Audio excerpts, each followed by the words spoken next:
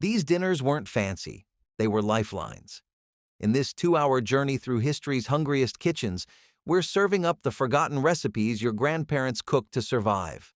Raw, real, and ready for a comeback. Dinners never looked like this. Stuffed peppers.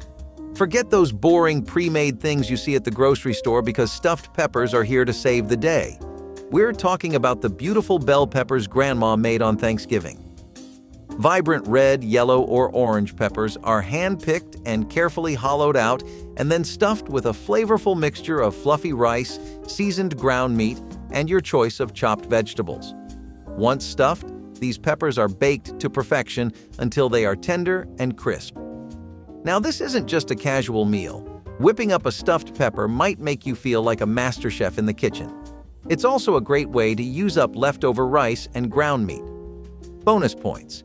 If you use their visual appeal to trick your children into getting their daily dose of veggies.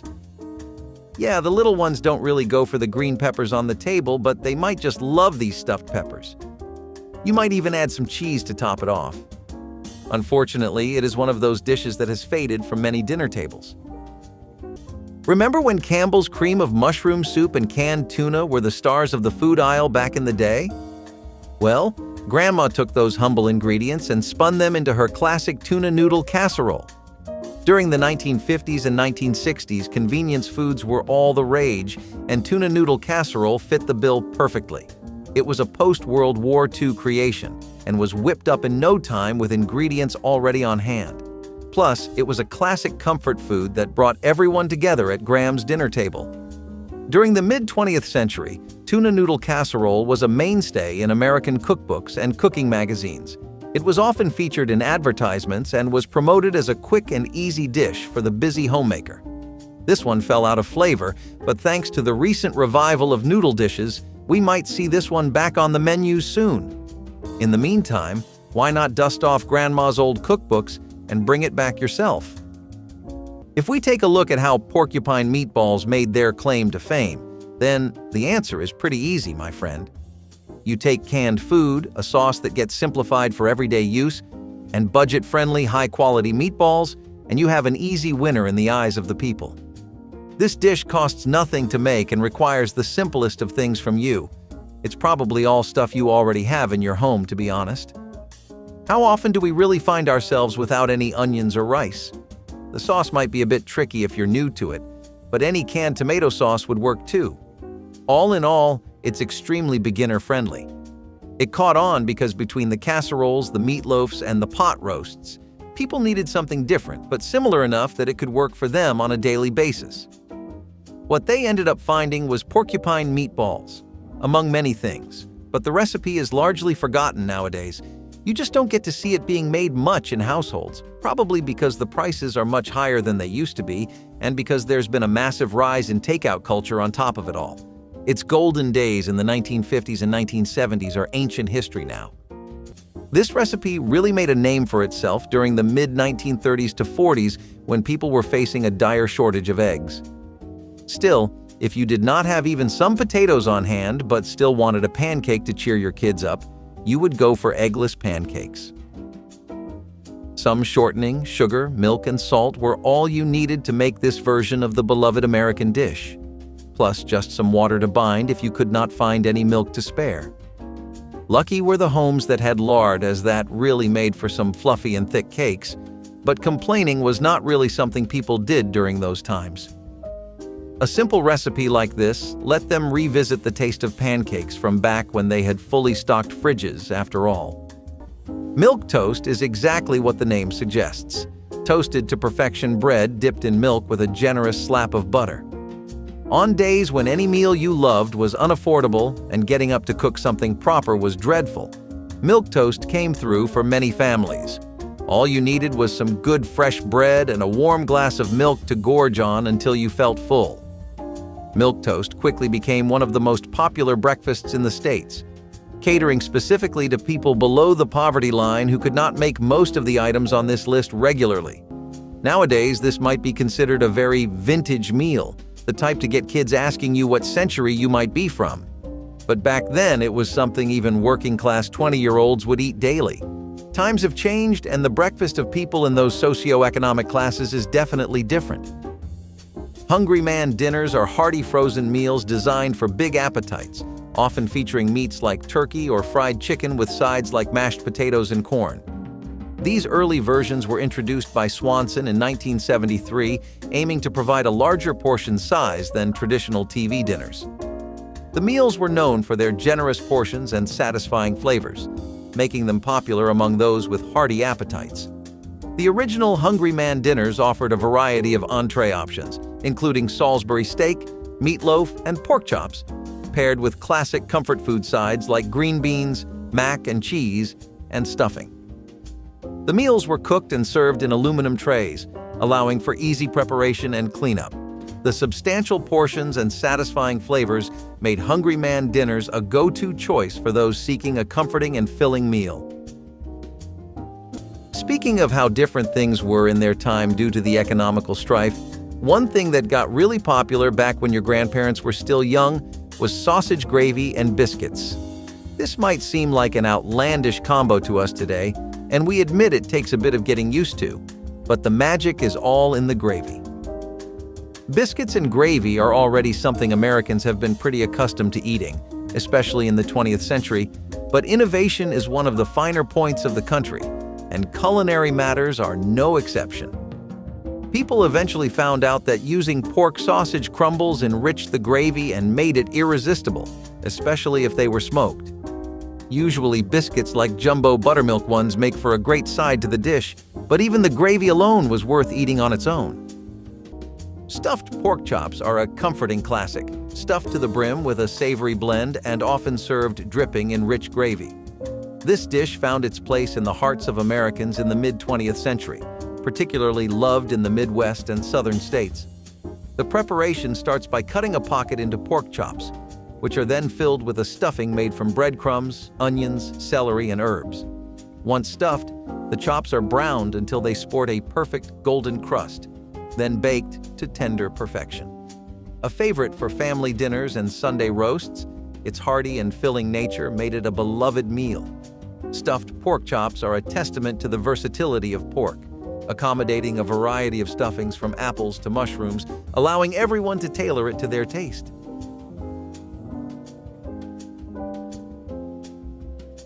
Oysters Rockefeller consists of succulent oysters on the half shell, topped with a rich buttery mixture of finely chopped herbs and breadcrumbs, then baked or broiled until golden. Originating in 1899 at Antoine's in New Orleans, one of America's historic restaurants, the dish's exact recipe remains a secret but typically includes spinach, celery, and sometimes an anise-flavored liqueur, creating a luxurious topping. The oysters are gently poached in their shells to retain moisture, then crowned with this seasoned blend. After assembling, they are broiled until the topping bubbles and browns slightly, offering a delightful contrast in textures between the creamy, tender oyster and the crisp, flavorful topping. Oysters Rockefeller is not only a treat for the palate, but also a creative celebration of local ingredients, elevating the simple oyster to a decadent culinary experience. Squirrel stew might sound unusual today, but it was a popular dish in rural areas. Yep, our bushy-tailed friends were once a common ingredient in many kitchens. Also known as Brunswick stew, it was a tomato-based stew generally involving local beans, vegetables, and originally small game meat such as squirrel. However, many variations from around the world used rabbit meat too. The origin of this meaty stew is controversial at best, as the states of Virginia and Georgia both claim its birth, with Brunswick County in Virginia and the city of Brunswick in Georgia claiming it was developed there. To keep things peaceful, let's just say Virginia and Georgia both played a role in creating this delicious stew. Squirrel meat was easily hunted and provided a necessary source of protein. With the rise of chicken, squirrel stew has fallen out of flavor. But hey, this one is pretty easy to whip up and will satisfy your Thursday night meat cravings like no other. Vinaigrette was a traditional Cold War-era salad. So the Russians weren't just leading the space race by sending Yuri Gagarin into orbit, they were also 2 steps ahead with their delicious meals. But if you really want to get into the history of this classic, it's the French who really deserve the credit. At the end of the 18th century, when French chefs began arriving in Russia, few could find apprentices who understood them well. These peasants introduced a great deal of confusion and inaccuracy into their masters' recipes, and as a result, vinaigrette was born. While the name originates from the French dressing vinaigrette, in Russia it was attached to the dish that used it as a dressing. During the Cold War, this dish was simplified further. The meat was all but eliminated, leaving only sauerkraut, beets, and pickles, and the intricate French dressing was replaced with sunflower oil. But don't let its simple ingredients fool you. It still tasted like a culinary masterpiece. Another grim side of the Depression is the way people used spoiled food. Like I keep emphasizing throughout the video so far, people really did not have a lot to work with. In fact, they couldn't even afford ideal storage. Refrigeration was hard to maintain on a daily basis because of how much electricity cost. Some people didn't even have refrigerators to begin with. Lots of people also chose to do their groceries in bulk. You might think, well, why buy in bulk if you can't store properly and things are expiring? And that'd be a valid question. Well, see, my dear viewer, the thing is that people had no idea what next week would look like. If you were able to buy 10 pieces of bread one day, you were buying 10 pieces. The next day, you might be able to buy 3, or those 10 wouldn't even be available anymore. Then what would you do? You'd be going home hungry because you didn't buy it when you could have.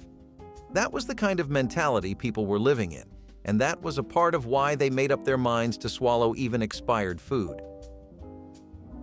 Bread that was moldy or stale was salvaged as much as possible, with people deciding to cut away the parts where mold had grown. The remaining bits of bread were used to make milk or French toast. I just told you that mock meatloaf involved breadcrumbs, right? A lot of the bread that would go stale, people would use it for breadcrumbs for mock food. Don't you think it's interesting how people stumbled onto self-sustaining systems that were this efficient? Other dishes that used stale bread were things like bread pudding or croutons. It was basically a time when people were using every single bit of whatever they had. Sour milk wasn't wasted either. People realized that the milk could still be used to make pancakes, and they used that instead of buttermilk. Meat was actually one of the biggest examples of how people left nothing to waste. Every part of an animal was used, from the nose to the tail. It simply isn't allowed to waste anything, and if kids did, then they were scolded for it. Meat that was getting close to being spoiled was instead seasoned to the maximum and cooked very, very thoroughly so that it would be safe. After all, there was no sense in eating spoiled food if it meant you'd get sick and end up having to waste money on medicine and doctor's visits. People used pig lard, bacon drippings, grease, and a lot more too. Wilted vegetables were treated the same as bread, with people cutting off any parts that wouldn't work and using them for fillings or incorporating them into different kinds of casseroles. Overripe fruits made jellies and jams and cobblers whenever people had enough. It was in this way that people stretched their pantries as much as they possibly could. Despite this, the Depression wasn't all just horrible stories of people doing their best to survive. It was in times like these where even the simplest joy or sweet treat made a world of difference in people's moods and happiness for the day, and that's what we're going to explore next. What people ate to keep them happy. The Depression was one of the most brutal times in all of American history, which is why it's so important to remember the ways people resisted and kept their composure. These sweet treats might seem small in hindsight, but back then, they were the difference between you having the last straw and you managing to keep going on until tomorrow. Tripe is the edible stomach lining of cows, and it's one of those ingredients that makes you go, "Really?" But in many cultures, tripe was a beloved dish, often cooked in soups and stews. Here's the thing. These poverty foods weren't just about using the cheapest ingredients available. They were about resourcefulness and respecting the entire animal. People found ways to use every part, from the meat to the organs and even the stomach lining, turning what others might discard into nourishing meals. Now, as for tripe, it has a unique texture that's chewy but tender, and it soaks up flavors beautifully. Back in the day, it was a cheap way to add protein to a meal, especially when times were tough. It's the kind of dish that takes some getting used to, both in terms of taste and texture. Today, tripe is more likely to be found in ethnic cuisine than on the average American dinner table.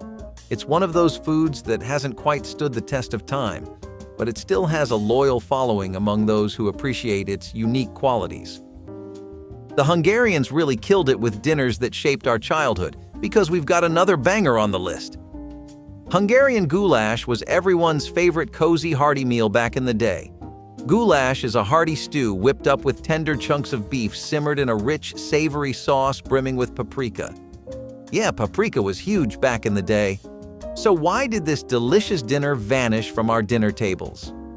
Well, the Hungarian goulash traces back as far as the 10th century to stews eaten by the shepherds, so you can say this one might just have run its course.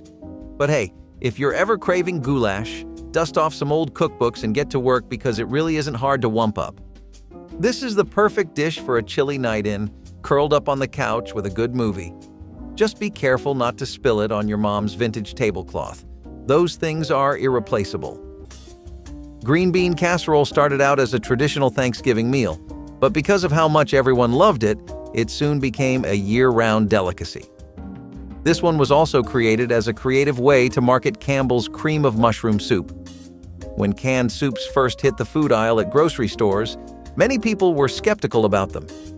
Introducing new recipes was a way of encouraging people to add them to their daily meals, and Grandma really followed through with this one. The original recipe, known as the green bean bake, was developed by Dorcas Riley, a home economist at Campbell's. It combined green beans, cream of mushroom soup, and fried onions, and it was published in the company's recipe booklet. Our sweet old grandmas decided to make this one better by adding their own twists to the original recipe. Although traditionally rich and creamy, there were lighter versions of green bean casserole that used lower fat ingredients or alternative toppings to make it healthier. Like cobbler? Then you need to hear about the wonderful blueberry ones everyone used to make in their crock-pots. It isn't really a secret that cobbler is an everyday dessert in most American households, and it's been that way for longer than either you or I have been around. It'll stay that way after everyone we know is gone too. Some things are just generational like that. Blueberry cobbler used to be made in crock-pots back then to really let it absorb the flavor. And since you could just leave the dessert to bask in the flavors on its own, people started making it so much more. After crock-pots went mainstream and most households had one, sales for lots of berries and fruits went up because of how easy it became to make desserts surrounding them. Blueberries definitely weren't an exception, and the best part was that you could make this at any time of the year, and it would still work. Like, you know how some people don't like having hot chocolate outside of winter? You'd never get any concerns like that with a blueberry cobbler. There was always someone ready to eat a whole plate.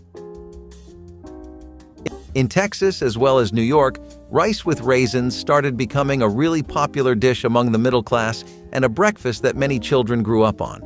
Especially in Indian American communities, which were sparse at the time, but they were still there every other block or two.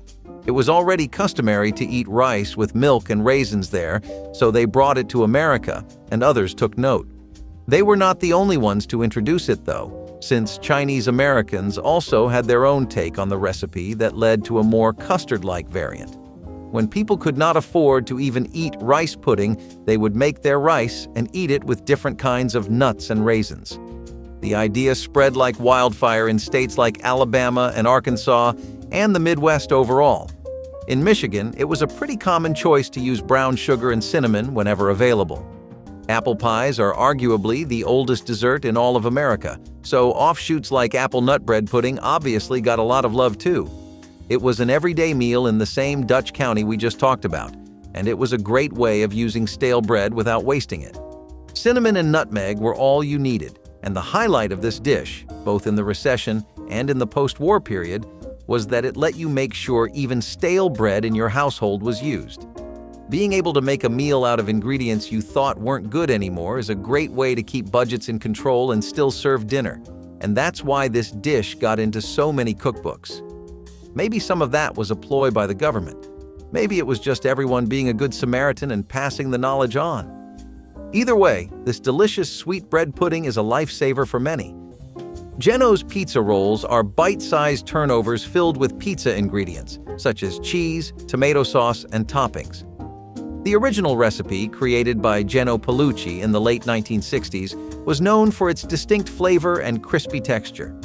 Paolucci was inspired to create the rolls after noticing the popularity of frozen snacks, and his Italian heritage influenced the flavors. The rolls are made by wrapping a thin dough around a savory filling, then baking or frying until golden and crispy.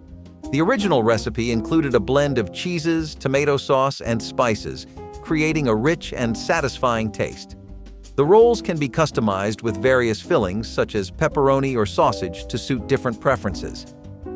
Geno's Pizza Rolls offer a quick and delicious way to enjoy pizza flavors in a portable format, making them a popular snack or party food. Beef stew is a nostalgic childhood dish nobody can go without. Fresh pearl onions and a broth made out of the beef stock were the tricks to an unbeatable stew that is sorely missed every time you eat one that is not your grandma's. The modern-day beef stew involves an entire list of 10 ingredients for better readability that feels more like an overdone broth mixed with a lot of toppings. But that is because beef stews have gone a bit out of fashion unless you are in the South. This is also because beef stews today are usually made with red wine as a base. But the hearty and vigor-filled ones of your childhood were all about keeping it simple with vegetables and a solid cut of beef. Crab Louie, also known as the King of Salads, is a classic that originated on the U.S. West Coast in the early 20th century. While its birthplace is up for debate, some say the Palace Hotel in San Francisco, others point to Solari's restaurant in Seattle. It always features Dungeness crab, hard-boiled eggs, asparagus, tomatoes, and a creamy dressing made from mayonnaise, chili sauce, and spices. Crab Louie was dubbed the King of Salads by the San Francisco Chronicle in 1914, a nod to its deluxe ingredients and popularity among the elite. It first gained traction in the 1920s and 1930s, becoming a favored dish for lighter dinners or luncheons. The mix of crisp lettuce, savory crab, and tangy dressing, served up in an elegant presentation, made it a must-have at many a high-end restaurant and social gathering. Galantine of chicken is a testament to the elaborate artistry of classical French cuisine, popularized in the 17th century. It involves a meticulous process where a whole chicken is deboned and stuffed with a seasoned mix of ground meat, fats, and spices, including luxurious touches like pistachios and truffles. The chicken is then encased back within its skin, poached in a flavorful stock and set to cool, often in the gelatin-rich cooking liquid, to form a jelly. Decorated with artistic slices of vegetables, herbs, or edible flowers and coated in a glistening aspic, galantine is served cold, making it a striking centerpiece for buffets and banquets. This dish not only showcases the culinary craftsmanship of detailed butchery and seasoning, but also the aesthetic presentation. Before chicken became everyone's favorite pie stuffing, rabbit pie was a favorite on the Easter table. Made out of tender rabbit meal, this savory pie was a household favorite in many rural areas. Rabbit meat is not only rich in flavor, but it's full of nutrients, which made this a healthy choice for many and a staple of the American pioneers. Plus, rabbit meat didn't cost a fortune like most meat back in the day and was widely available.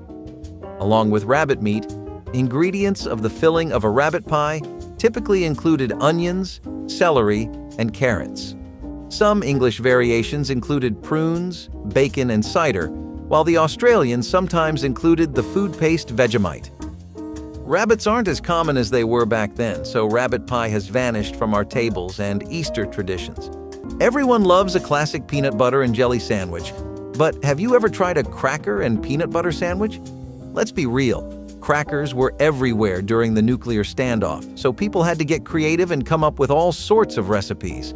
The cracker and peanut butter sandwich was a creation of these desperate times, but its taste really spoke for itself. Did you know that the classic peanut butter and jelly sandwich was also created during the tough days of World War I? You know what they say? Every cloud has a silver lining. This combo was a lifesaver in a time when convenience and nutrition were key. This meal was portable and required no cooking like most of the Cold War-era foods. Food rationing and limited access to cooking facilities made simple, shelf-stable meals a practical choice. And this snack was just that. Honey and molasses were arguably more valuable than diamonds themselves during the Depression. They were the perfect sweeteners and became extremely affordable and accessible. They were at least significantly easier to get than refined sugar was. This made them go-tos for so many households during the Depression. It was the fact that they were naturally a sweetener that made them so multi-purpose. People really wanted to hoard ingredients like that, the ones they could use in several different ways, not just stuff that was good for one recipe only. Honey was pretty much locally produced, and lots of families kept populations of bees specifically for this reason. Molasses, on the other hand, was something that came as a side effect of making sugar. They were available everywhere, in large quantities. And to be honest, even the government would make an effort to spread these out as much as they could. That was simply how much use people were getting out of molasses, and they were invaluable, even more than sugar was. You could incorporate them into pretty much anything, even savory dishes and beverages. The next thing we're going to go over is beverages anyway, and I'll show you the different ways in which people used molasses. Getting back to our main topic though, molasses also had a lot of nutritional value, and honey did as well. This was a time when you really needed to stockpile anything that was good for nutrition. Molasses was used in brown bread, rye bread, and even for biscuits, doughs, cakes, and different kinds of cookies. Gingerbread used molasses, and pie fillings were also using them. A lot of these would also involve honey to make them sweeter and add a bit of a natural element to them. Plus, it felt good to at least have one familiar thing. People were using discounted versions of so much of what they were used to. For example, using brown sugar instead of white sugar and scraps of meat instead of good, lean cuts. It felt good that honey, at least, was left as people would remember it. Molasses was particularly a thing in the South, and that was also thanks to the region's extensive experience with sugarcane production. But they also had recipes that made really good use of molasses. Stuff like molasses pecan pie and sorghum syrup cakes, for example, were the trendiest recipes during the Depression. In other rural areas throughout the country, it was a lot more common for places to have beehives, and as a result, honey was very widely available. Fatback. Just the name sounds delicious, right? Wrong. Fatback is basically just a slab of pure pig fat. This cut of pork was often used to flavor dishes or rendered into lard for cooking. In times of scarcity, fatback was a valuable ingredient because it added flavor and richness to otherwise bland meals. You could fry it up to make crispy bits or use the rendered fat for cooking just about anything. Fatback is the unsung hero of many Southern dishes, providing that extra bit of flavor that makes everything taste better. However, in today's world of lean meats and health-conscious eating, fatback hasn't quite kept up. It's the kind of thing that makes dietitians shudder, but still holds a nostalgic place in the hearts of many. While it's not as popular as it once was, fatback remains a key ingredient in traditional Southern cooking, and for good reason, it's delicious. Okay. This Southern staple might still be a thing in some parts of the country, but let's be real, biscuits and sausage gravy is definitely not dominating breakfast menus anymore. I guess waffles are to blame for that. But this breakfast legend is the perfect combination of fluffy buttermilk biscuits so light and airy they practically melt in your mouth, along with a creamy sausage gravy, rich with savory sausage and speckled with black pepper. This is a breakfast, or hey, no judgment here, even a dinner combination that's pure comfort food heaven. From the perfect hangover cure to a delicious weekend treat, biscuits and sausage gravy satisfy all cravings. Just maybe lay off the white clothes while you're indulging. That sausage gravy can be a bit enthusiastic, so squash might not be our top pick on a regular day, but Grandma's squash casserole was so irresistible that we found ourselves going back for seconds, or even thirds. This casserole was a staple in Southern cuisine and was Gram's favorite way of sneaking nutrients into our dinner. Squash is rich in vitamins A and C, potassium and fiber, making it a wholesome choice. Now, this dish was typically famous in the summer when squash was available in abundance, but you could freeze the veggie and enjoy it all year round too. Squash casserole was highly customizable, meaning Gram could tweak it by adding cooked bacon, sausage, or even fresh herbs. The secret ingredient that gave this bad boy its unique taste was a dash of hot sauce, so next time you attempt making this dish for a potluck, don't forget the key ingredient. Thank me later! You know how America and pulled pork go together like jam on toast, right? After all, it's something you can feed a whole crowd and have them feeling full and satisfied. It's a showstopper, but you can make a lot of easy things with it. Most dishes you can make and serve will have people asking you what your recipe is, but that's just how easy pulled pork is to work with. So, when I say this next sentence, hear it with an open mind. How do you feel about cherry cola pulled pork? Yeah, slow-cooked, barbecue-y, savory pulled pork left to simmer in a pool of cherry cola, barbecue sauce, and other seasonings. The first time I heard of this dish, I struggled just to imagine all of those flavors in one bite. Like, barbecue sauce is a dip, pulled pork is a main dish, and cherry cola is a drink. You're used to having all that separately, right? Despite that, since it was all made from things that were so readily available in most homes, and since it was right up the alley of home chefs in their slow-cooking era, it took off in a major way. Especially in the South, where everything involved in this dish is something people were already having on a daily basis. Bread pudding has been a subject of much discussion in the history books of our developments with food. It would be a bit of an undersell to call it polarizing, since some people claim it is the ultimate comfort food, and there simply is not anything like it. Others think it is an affront to the concept of bread and pudding simultaneously, and fails to really capture the benefits of either. Still, the makeshift recipes from the 1930s were worth trying then, and are still worth trying now, as they put bread pudding on the map and helped it stay there. It was a great way to repurpose leftover stale bread, and despite its record as the poor man's pudding, it was a common recipe in church cookbooks even before the recession hit. All you had to do was get some boiling water, sugar, spices, and egg drop soup for some royal courts was a show of a chef's skill.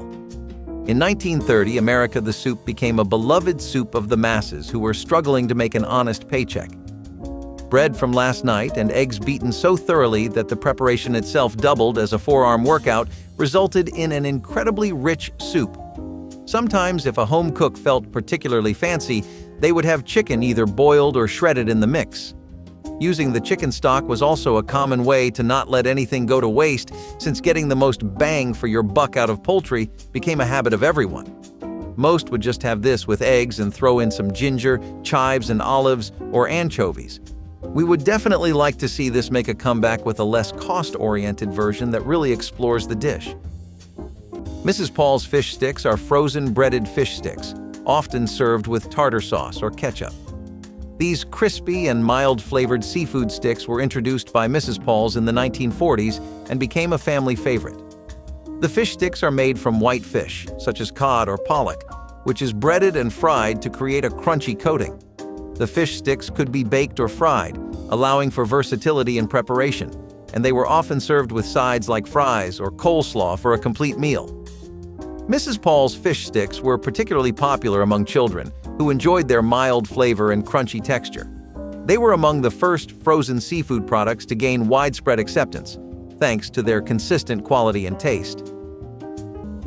Pot roasts have been as much a part of the grand scheme of American culture and cuisine as anything else on this dish, and each area, state, and neighborhood has their own ideas of what one should look like. Were you the kind of kid that grew up on beef chuck roast, potatoes, a beefy broth, and carrots in your roast? Maybe you had boneless chuck roast, olive oil, bay leaves, and stuff like that instead. These are just the few variations you can expect to find when it comes to a good, well-done pot roast. The perfect party snack or a great one to pull out for an incredibly large family dinner with the in-laws and extended family, this is one dish that never fails to pull through, especially when a seasoned cook is behind it. Chicken divan is all about comfort, featuring chicken and broccoli smothered in a creamy cheese sauce, baked to perfection. It originated in the early 20th century at the Divan Parisien restaurant in New York City, named for the very place that concocted it. Initially designed as a showcase of the chef's skills in French cooking, chicken divan made its mark in the mid-20th century as a dish that blended sophistication with simplicity. To make it, layer cooked chicken and broccoli in a baking dish, pour over a sauce made from butter, flour, cream, and cheese, and bake until it's golden and bubbly. This dish is a testament to the fusion of French culinary art with the comfort of American home cooking, creating a truly delightful dish. Cornish game hen, a petite and elegant poultry choice, typically weighs no more than 2 pounds and is ideal for serving as an individual portion, making it perfect for an upscale dinner. These hens are usually roasted whole, seasoned lightly with herbs like thyme and sage, and basted in butter to achieve a crispy, golden skin while keeping the meat juicy and tender. The cavity may be stuffed with a flavorful blend of breadcrumbs, chopped vegetables, and herbs, enriching the meat during cooking. The cooking process often involves high-temperature roasting to crisp the skin, followed by a resting period before serving to ensure the meat remains moist. Serving Cornish game hens on a bed of wild rice or alongside roasted vegetables allows their delicate flavors to shine, making them a favored choice for intimate dining and special occasions due to their ideal portion size and visually appealing presentation. Pork belly with cracklings is celebrated for its luxurious flavors and contrasting textures derived from the rich layers of meat and fat found in pork belly. The preparation process starts with scoring the skin and massaging it with a blend of salt, pepper, and aromatic herbs or spices to infuse flavor. The meat is slow roasted at a low temperature to render the fat and tenderize the meat, followed by a blast of high heat to crisp the skin into cracklings. This approach ensures the pork belly stays succulent, while the outer skin turns deliciously crisp. Often served sliced thickly and accompanied by applesauce or a cider reduction, this dish perfectly pairs the pork's richness with a touch of sweet acidity. The allure of pork belly with cracklings lies in the depth of its flavors and the satisfying interplay of tender meat with crispy skin. If you think the beef heart is off limits for cuisine, you're wrong, because stuffed hearts were once a celebrated dish. This dish sounds like something out of a horror movie, but it was actually quite common. Think of the beef heart cleaned, stuffed with a mixture of breadcrumbs, herbs, and often pine nuts or raisins, and then roasted or braised. Sounds appetizing yet? This economical and tasty meal was a testament to the nose-to-tail philosophy of cooking, where no part of the animal was wasted. In Europe, the practice of stuffing animal hearts dates back to medieval times. It was a popular dish amongst the working class in England, while it was reserved for the elite in France. Okay, let's get into the nitty-gritty of powdered eggs. I know you've been dying to know more about this scientific phenomenon. So a powdered egg is a fully dehydrated egg. You know those freeze-dried candies you really like? They were basically the same thing, only made with eggs. Most powdered eggs were made using spray drying in the same way that powdered milk is made. These were rehydrated with water to make scrambled eggs or used in baking. The crazy part? These powdered eggs were even healthier than your basic ones. They contained almost every nutritional benefit known to mankind, minus the pathogens and fats in real eggs that weakened the body. The major advantages of powdered eggs over fresh eggs are the reduced weight per volume of whole egg equivalent and the shelf life. Here's the thing. Real eggs require refrigeration, and with everything at stake during the Cold War, we couldn't rely on electricity to keep our food options open. While they weren't quite the same as fresh eggs, powdered eggs got the job done. Mock dishes, or otherwise known as mock food culture, were a massive part of what made up the daily diet of an American during the Depression. Have you ever heard of imitation cooking? You basically try to just mimic a recipe with what you have. A much more extreme version of that was mock food, and this really took the word imitation to new, undiscovered lengths in the culinary world. People were trying to mimic dishes that they were otherwise easily able to have in normal times, like casseroles and apple pies, but with ingredients that were available during the Depression. Of course, nobody had the money to make an actual apple pie, and a lot of people didn't even have the kitchen appliances to. People settled for mock dishes, which used other ingredients like molasses, crackers, and scraps to imitate the flavor and texture of classic American dishes. It was pretty much just an attempt by people to recapture some of the flavors of the times they grew up with, the happier, more stable times. Back when people had jobs and could afford to eat however nicely they wanted to.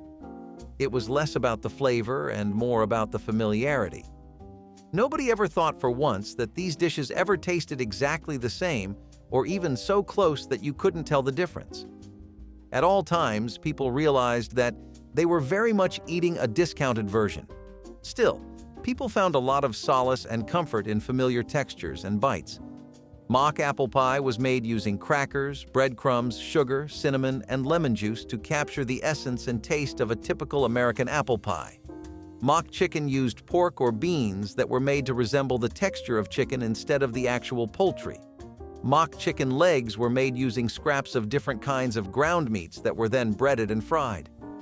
Ground pork, especially the parts of the pig people didn't usually eat, were mixed with seasonings and baked in the form of a loaf. This was known as mock ham. A typical mock meatloaf was made using oats, mashed beans, potatoes, and breadcrumbs, whereas mock coffee was now made out of dandelion roots and roasted barley, which was otherwise just unavailable. People had mock variants of almost everything. Not all of it was even a classic mainstay dish in American culture. As you can see, some of it was just plain and daily things like a cup of coffee. Can you imagine being deprived of coffee in a time like this? It kind of makes you shudder. By the way, the recipes for a lot of these are still up. Do you think these would end up being a good test of skill?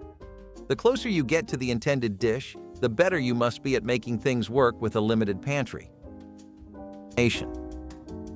Cracklins, on the other hand, I can get behind. They're basically pork rinds, but with a fancy name. Finally, a normal, delicious meal that doesn't make your nose wrinkle. Cracklins were essentially the popcorn of the pork world. These crispy, crunchy bits were made from frying pieces of pork fat and skin until they puff up and become irresistible little nuggets. In the days when every part of the pig was used, cracklins were a way to make a snack out of what would otherwise be discarded. But here's the catch. These didn't really have a lot of benefits when you ate them. Yeah, nothing really screams healthy about eating deep-fried pieces of pork. Think of them as the porky cousin of potato chips. These days, you're more likely to find them in specialty southern stores than on your local supermarket shelf. Cracklins may not be the healthiest choice, but they're a tasty reminder of a time when people knew how to make the most of what they had. Scalloped chicken casserole. Here's another classic casserole that deserves a comeback. This dish is the perfect example of simple but mouth-watering good. I mean, just imagine tender chicken pieces in a creamy sauce, seasoned to perfection, and layered with fluffy breadcrumbs. I think I'm feeling hungry now. Scalloped chicken casserole is a great way to use up leftover chicken, and it's perfect for a quick and easy weeknight meal. Not to mention, it's a dish that's sure to please even the pickiest eaters. Who can resist creamy chicken and crispy breadcrumbs? Ditch your takeout menus for a night and take a trip down memory lane by giving this casserole a try. You can find dozens of recipes on the internet, and it won't take you hours to whip up. Trust me, your taste buds will thank you. So, tamales are a labor of love, but thanks to Grandma, this tamale pie was a much easier way to enjoy the flavors. This casserole caught on like fire in the early 20th century, particularly in the Southwest, where Mexican influence was strong. Just like most casseroles on the list, this one-dish wonder was also a creation of the Depression era. Some versions of this pie started out as a way to use up leftovers, such as bits of meat, vegetables, and even leftover chili. But hey, no one complained because the end result was a delicious dinner. Many families have an heirloom recipe for this casserole passed down from generation to generation. So if this casserole brings back memories from your childhood, it might be time to give Grandma a call. She could be holding on to a secret recipe that she's finally ready to pass down to you. Osso buco is something that's known for smoothness. The way the meat falls off of the bone, the saltiness of the gremolata, the freshness of that first bite, which is an experience that you have to savor all on its own. If you're like one of those people who loves to try out your local Italian-American cuisine, you'd be doing yourself one hell of an injustice by not ever trying this. The way this dish got popular was because while the dish was originally made only with veal, by the time it hit American soil, it was using substitutes like beef or pork shanks. This made the dish accessible for your everyday Joe who can't afford to spend a lot on vegetables because, bills. Plus, if you add some gremolata, which is a mix of lemon zest, garlic, and parsley, to the dish, then you get a pretty balanced set of flavors that bounce off of each other. This is one of the finest parts of Italian-American cuisine, and it got popular for being a wonderful family meal that can keep everyone content and full. Cornmeal mush is usually made with water or milk and is a type of pudding or porridge depending on the needs of the meal. This became incredibly widespread in the southeastern and eastern bits of America, and it makes sense given how much wartime rations were consumed there. When the government would hand those out, they would often make a point to lower sugar usage and use molasses to conserve other ingredients, so people would pair cornmeal mush along with them. Mush is a more accurate term since it does kind of land somewhere in the middle ground between a pudding and a porridge. It has the consistency of the latter, but it gels and sets like the former, which gives it a slightly airy texture too. Did you know it would not be cooked in milk though? That was set after the mush was prepared to cool it down. Oatmeal cakes are a warm, fuzzy childhood dish that many might associate with visits to their grandparents. Failing economy on one side and grandma spoiling her favorite niece and nephew on the other. You just know they will always find a way, and lucky enough for us that the people of the times did it so craftily. In 35 minutes, you had a wondrous dessert to yourself that was quick enough to make after long, panic-filled days. Canned oatmeal on a soft cake glazed with an almond or peanut topping really set hearts on fire. Despite the cake's popularity back then, especially in the fitness and health community, it still did not stand the test of the time. Of course, it is a great way to spice up your oatmeal, regardless of how other breakfasts prepared with more culinary liberties taken would eventually replace it. Friendly's Watermelon Roll is a unique ice cream dessert shaped like a watermelon slice, with a watermelon-flavored center, lemon-flavored rind, and chocolate chips as seeds. This refreshing treat was introduced by Friendly's in the 1980s and quickly became a favorite summer dessert. It was part of Friendly's seasonal summer menu, which featured other unique frozen treats as well. The ice cream is crafted to resemble a watermelon, with vibrant colors and realistic detailing that make it visually appealing. Friendly's Watermelon Roll is made from a combination of watermelon and lemon sherbet, creating a light and fruity flavor. The addition of chocolate chips as seeds adds a touch of sweetness and fun to the dessert, enhancing its playful appearance. Here is a dish that you have probably heard of one too many times but never gotten enough of: meatloaf with mashed potatoes. Let's just say that comfort cooking really does not get much higher than this, nor more relaxing. Sitcoms, movies, and comedies across the decades that depict middle-class families always have somebody serving up a killer meatloaf, and it is for good reason. Our generation's parents always grew up eating a hearty meatloaf with a side of perfectly mushy soft potatoes, so it is no wonder that they kept the custom going. Today, mashed potatoes have an 85% popularity rate, which even beats hamburgers and cheeseburgers. You would think that those would be America's top one, but it seems nothing can beat Grand's meatloaf classics. Sole Meunière is a delicate and refined French classic, consisting of tender fish fillets lightly dredged in flour, sautéed in butter, and spritzed with lemon. The dish gets its name, meunière, from the traditional French technique used in its preparation. It first captured hearts in France early in the 20th century, where it quickly became a fixture in upscale dining.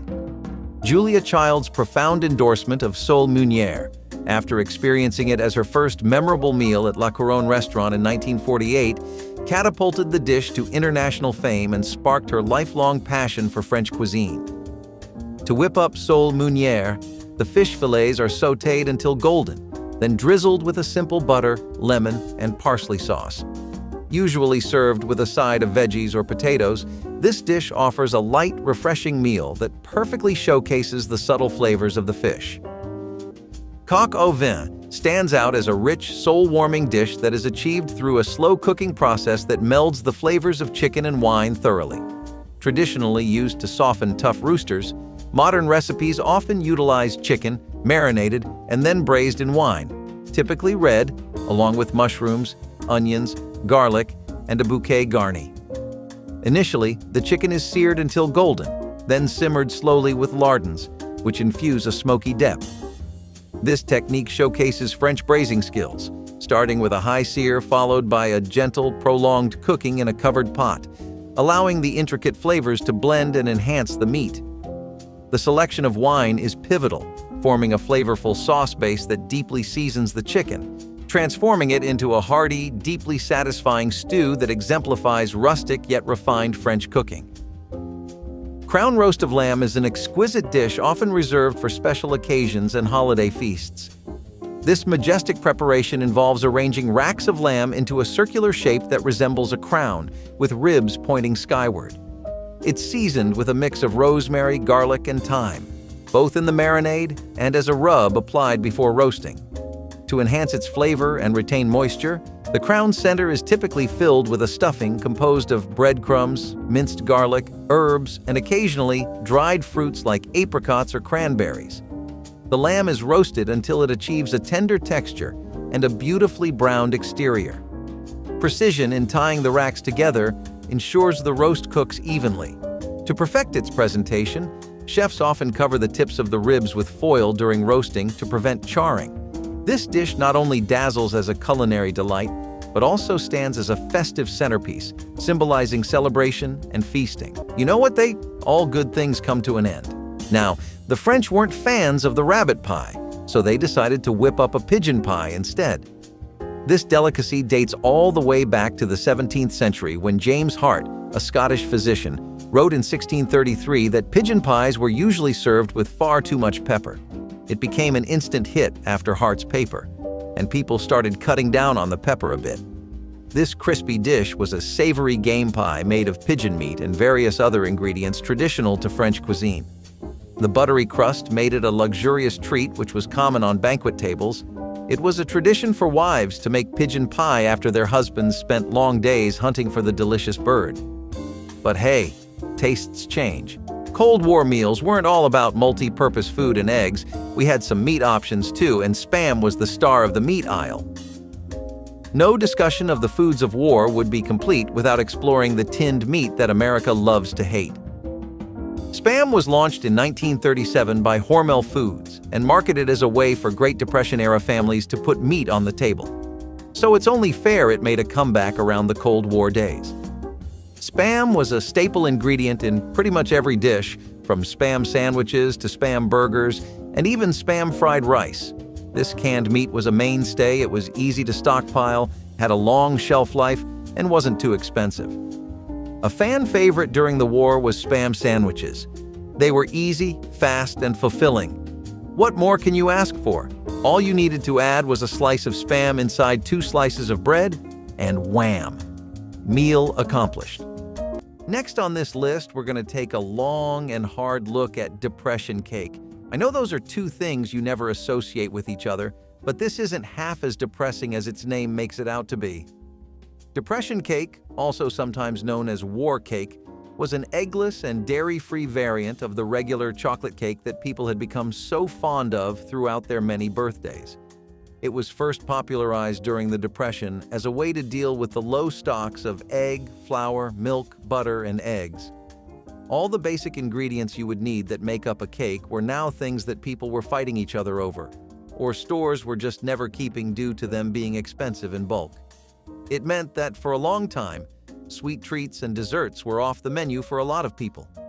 Birthdays were spent without cakes, and important celebrations wouldn't have anything sweet to, well, celebrate with. That's why this recipe was so dear to people at the time and why it continues to be a reminder of how innovative people can be under stress. During the Depression, it was extremely common for people to ration their eggs and butter if they had any. Spending it all on a cake may as well have amounted to blasphemy. Pot liquor is the savory, nutrient-rich liquid left over after boiling greens like collards, kale, or mustard greens. This flavorful broth was often sopped up with cornbread or drank straight from the bowl. It's packed with vitamins and minerals, making it a staple in many Southern households. In a world obsessed with bone broth and kale smoothies, you'd think pot liquor would be all the rage. But for some reason, it hasn't quite made the leap to the mainstream. Maybe it's the name, or maybe it's just too old-fashioned for today's palate. Either way, pot liquor is a delicious, nutritious throwback to a time when people didn't let anything go to waste. It's a dish that deserves a comeback, even if just for its health benefits. Remember when your mom used to whip you up lunch for school along with a heartfelt note and a sweet treat? Meat and potato patties were a staple back in the day and a hit in the lunchbox. If you've got some leftover mashed potatoes lying around, you've got to try these. Yeah, these are basically patties made out of mashed potatoes combined with seasoned ground meat, shaped into little discs, and fried till golden brown. They pair perfectly with ketchup, your favorite dipping sauce, or even a dollop of sour cream for a tangy twist. Meat and potato patties are the ultimate finger food that is still a hit to this day. Well, with McDonald's French fries on the rise, these really don't make an appearance that often, but you can whip these patties up anytime. They're surprisingly easy to make. Just give your mom a call and ask for the recipe.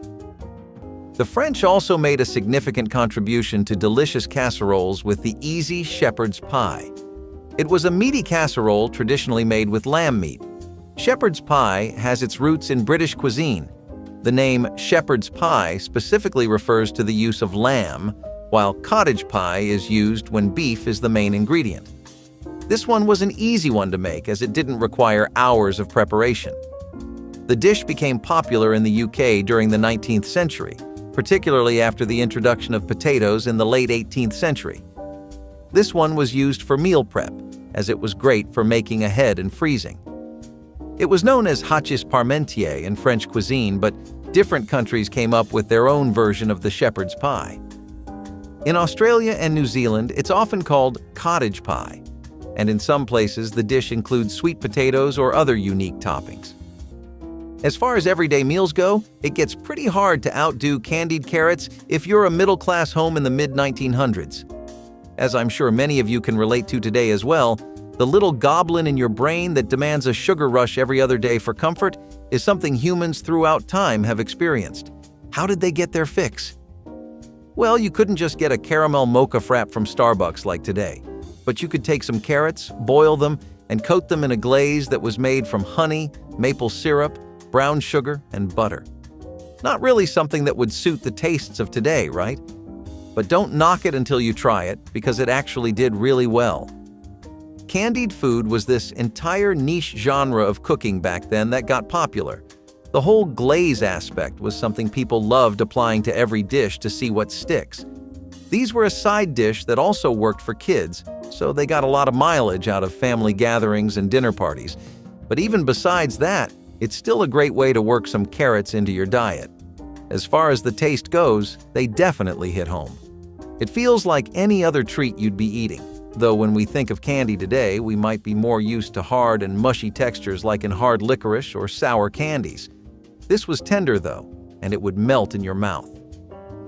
So, potatoes had more use than just what was under all the layers. Once peeled, people would often fry the potato skins as a midday snack. Nothing would ever go to waste in homes back then, as you must have gathered by now. If they can make stuff out of sausage drippings and drain the fat from bacon to reuse, frying up some potato skins does not seem that out of the box at all. These fried skins were the perfect sidekick to potato pancakes, and the fact that the skins had a lot of health benefits made it all the more appealing. Things like this really helped to keep appetites in check, and that meant that the financial situation of the home would be calmer too.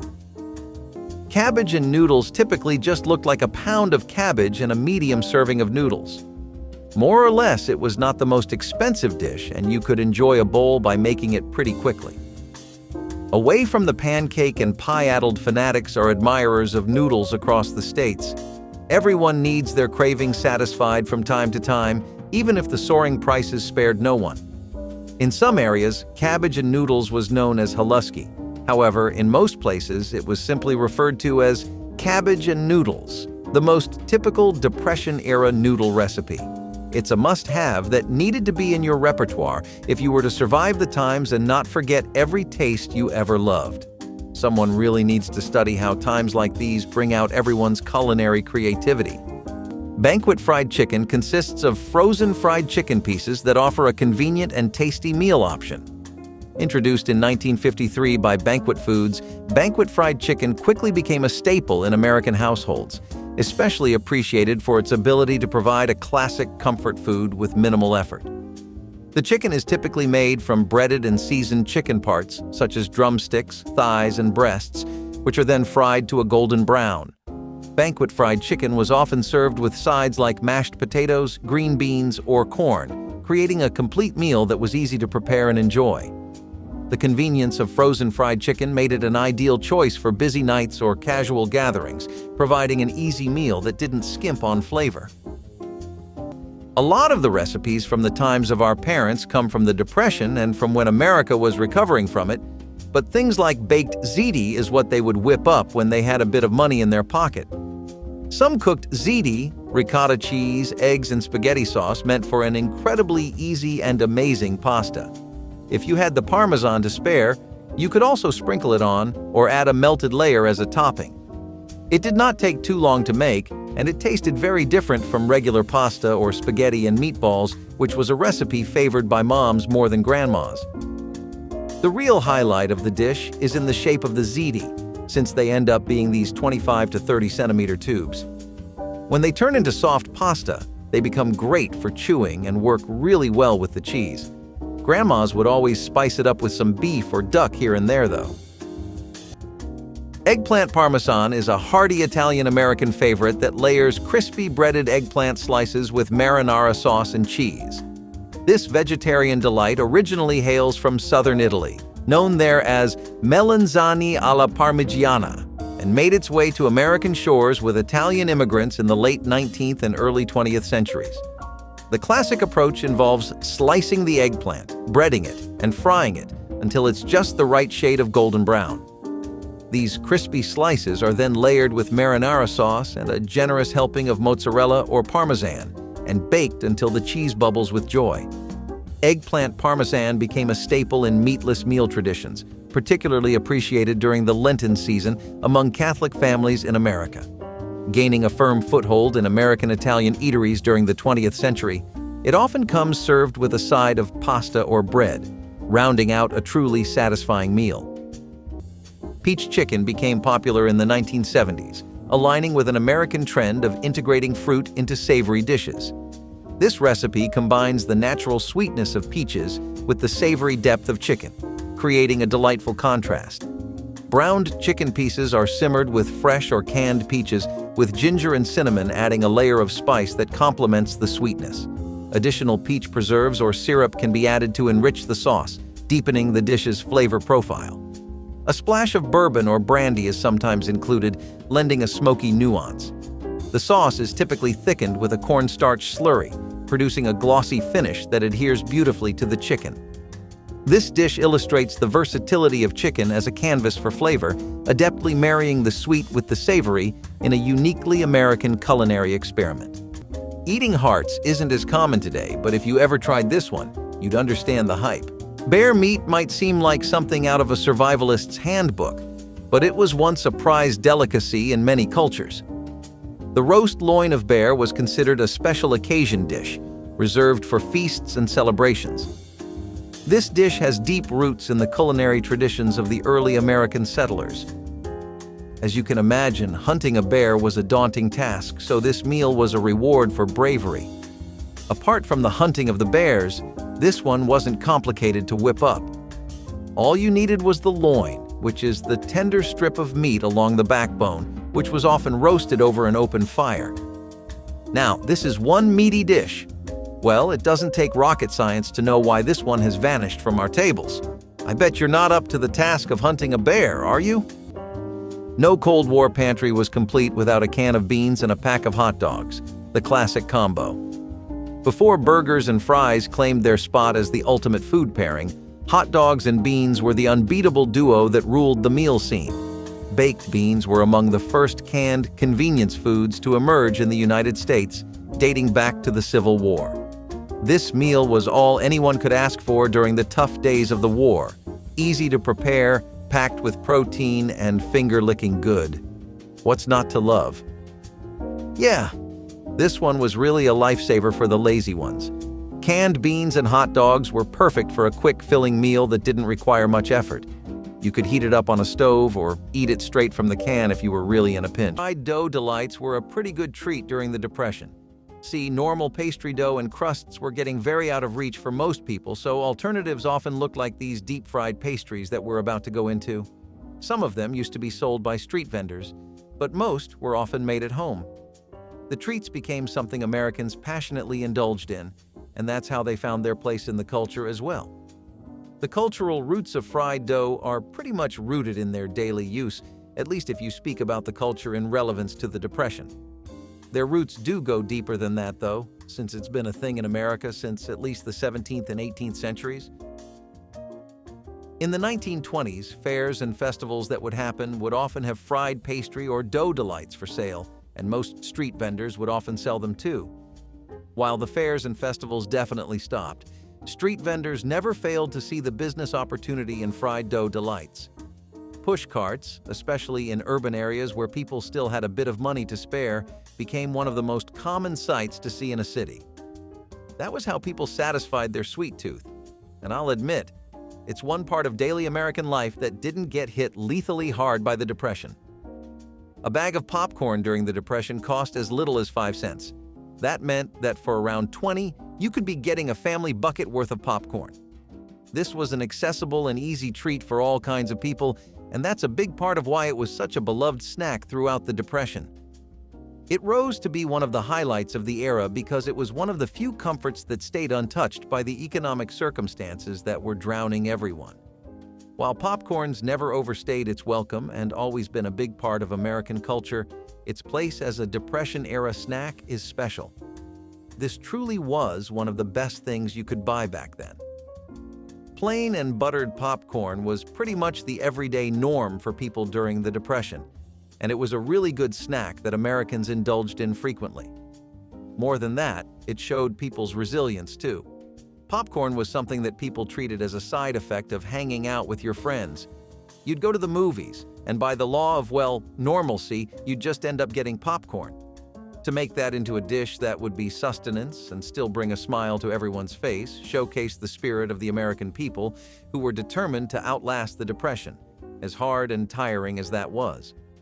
While there weren't any movie theaters to go to, since that was a luxury people couldn't afford anymore, people did find all kinds of new love and appreciation for popcorn. What goes best with popcorn is a drink, and that goes for our list too. Plus, potted meat is a canned meat product that was a staple in many households during tough times. Made from a mix of meats, including beef and pork, it's ground into a paste and seasoned. It's often used as a spread on crackers or bread, making it a quick and easy snack or meal component. Potted meat has a long shelf life, which makes it perfect for stocking pantries during uncertain times. It's not exactly gourmet fare, but it got the job done. However, in today's era of fresh whole foods, potted meat has fallen out of favor. It's the kind of thing you might find in a survival kit or on a camping trip, but not something you'd serve at a dinner party. Still, for those who grew up with it, potted meat holds a special place in the pantry of memories. Lamb might seem like a fancy restaurant thing these days, but back in the day, it was a total dinnertime MVP. Lamb stew was a fan favorite at dinner parties back in the day, and I get the hype. Imagine the combination of melt-in-your-mouth lamb and an assortment of colorful vegetables like carrots, potatoes, and peas simmered in a rich, flavorful broth just begging to be soaked with some crusty bread. This is a dish that's guaranteed to warm you up from the inside out on a chilly day.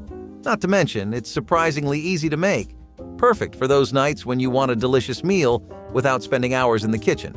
Just maybe don't tell your grandma you added a sprinkle of your favorite hot sauce. Some traditions are best left untouched. Biscuits and sausage gravy. Okay. Speaking of veggie casseroles, the cabbage roll casserole was another hit on the dinner table. Don't we all love some good old-fashioned cabbage rolls? Well, this recipe took the labor-intensive meal and turned it into something simpler while retaining all the delicious flavors. Now this casserole has its origins in Eastern European cuisine, where cabbage rolls are a staple. It was a combination of recipes found in countries like Poland, Russia, and Hungary. Cabbage casserole not only tasted delicious, but also provided many health benefits with every bite. Cabbage is a nutritious vegetable that's rich in vitamins C and K, fiber, and antioxidants. Delicious and healthy. What's more to ask? Pork cassoulet was what you went for as far as everyday meals go if you wanted to work some pork into the weekly diet. Pork cassoulet featured pork shoulders, or sausages in particular, and some of the typical ingredients you're used to seeing with savory dishes. Tomatoes, onions, garlic, all your usual suspects, except this time it uses white beans like Great Northern beans. The reason you ended a crock pot, particularly for this, is that it is a stew, and the pork needs to be browned. Now you can include breadcrumbs for a crunch on top, but it kind of messes with the stew-centric vibe, so people used to leave them out. As far as the flavor goes, this is all savory, and it does not hide that fact from you at all. The slow cooking really lets everything combine into one massive profile that feels like it's made up of many different flavors, instead of a lot of tastes fighting for which one gets to stand out the most. When this was popular, pork was leagues more affordable than it is today, and the fact that you could either make this into a stew or a casserole meant that a lot of families found a lot of use for it. It fit the tastes of almost every prolific area in the country, like California, the Pacific, or the South, and it did great at keeping everyone full. Despite the prices of white sugar dropping as a whole after the First World War, leading molasses to decline in popularity, they made a strong comeback as the engine fueled a great batch of molasses cookies. People also started abandoning white sugar during the Second World War, and it caused them to look for alternatives for their yearly Christmas baking sessions, and the government was already pushing on molasses for widespread public use pretty hard.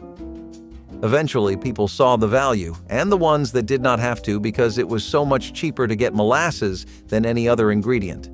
That, along with some sorghum syrup, meant that people could still enjoy a fresh batch of hot cookies and warm milk to welcome the winter. It might not seem like much, but maintaining tiny traditions like that meant a lot to people and kept their spirits going as the days got harder and costlier. Creamed chipped beef on toast, however, was a more happening kind of toast-based breakfast. Particularly fancy and skillful home cooks would smoke the meat sometimes to add a better BBQ flavor. Thin slices of beef in glass jars were all you needed, which were not too expensive, and the rest of the dish was completed with a creamy, thick white sauce. Meat lovers would use cayenne pepper, remembering days where they could spray it on their steaks instead of their toast. Comfort food was really lacking in the Depression times because most could not make theirs. Creamed chipped beef on toast was a wonderful replacement that we are still sad to see fade away to history. Depending on where you were, the dish was more rare because you would most often see it in middle to upper middle class households. Beef really was expensive back then, but nowadays lots of other beef-based breakfasts took its spot. Aunt Jemima frozen pancakes are frozen pancakes that offer a quick and convenient breakfast option, often paired with syrup or fruit. Introduced by Aunt Jemima in the 1970s, these fluffy pancakes were a staple for busy mornings or lazy weekends. Known for their pancake mixes, Aunt Jemima expanded their line to include frozen pancakes to cater to families on the go. The pancakes are made from a classic pancake batter and then frozen to preserve their freshness. They could be heated in the microwave or toaster and were often served with toppings like butter, syrup, or fruit. Aunt Jemima frozen pancakes were particularly popular for their light and fluffy texture, as well as their convenient preparation, making them a beloved breakfast choice that offered a comforting and delicious way to start the day. There are some baking challenges that only your grandmother is equipped for, and making the pinnacle of brown butter sweet potato pies was one of them. Seriously, even bakeries and fancy eateries have struggled to nail every aspect of a pie, but for most home chefs in the United States, it seems to be just another Tuesday with the oven. You take a flaky pie crust with a velvety potato filling that is usually topped off with whipped cream, but most older cooks preferred maple syrup as that was what they grew up with.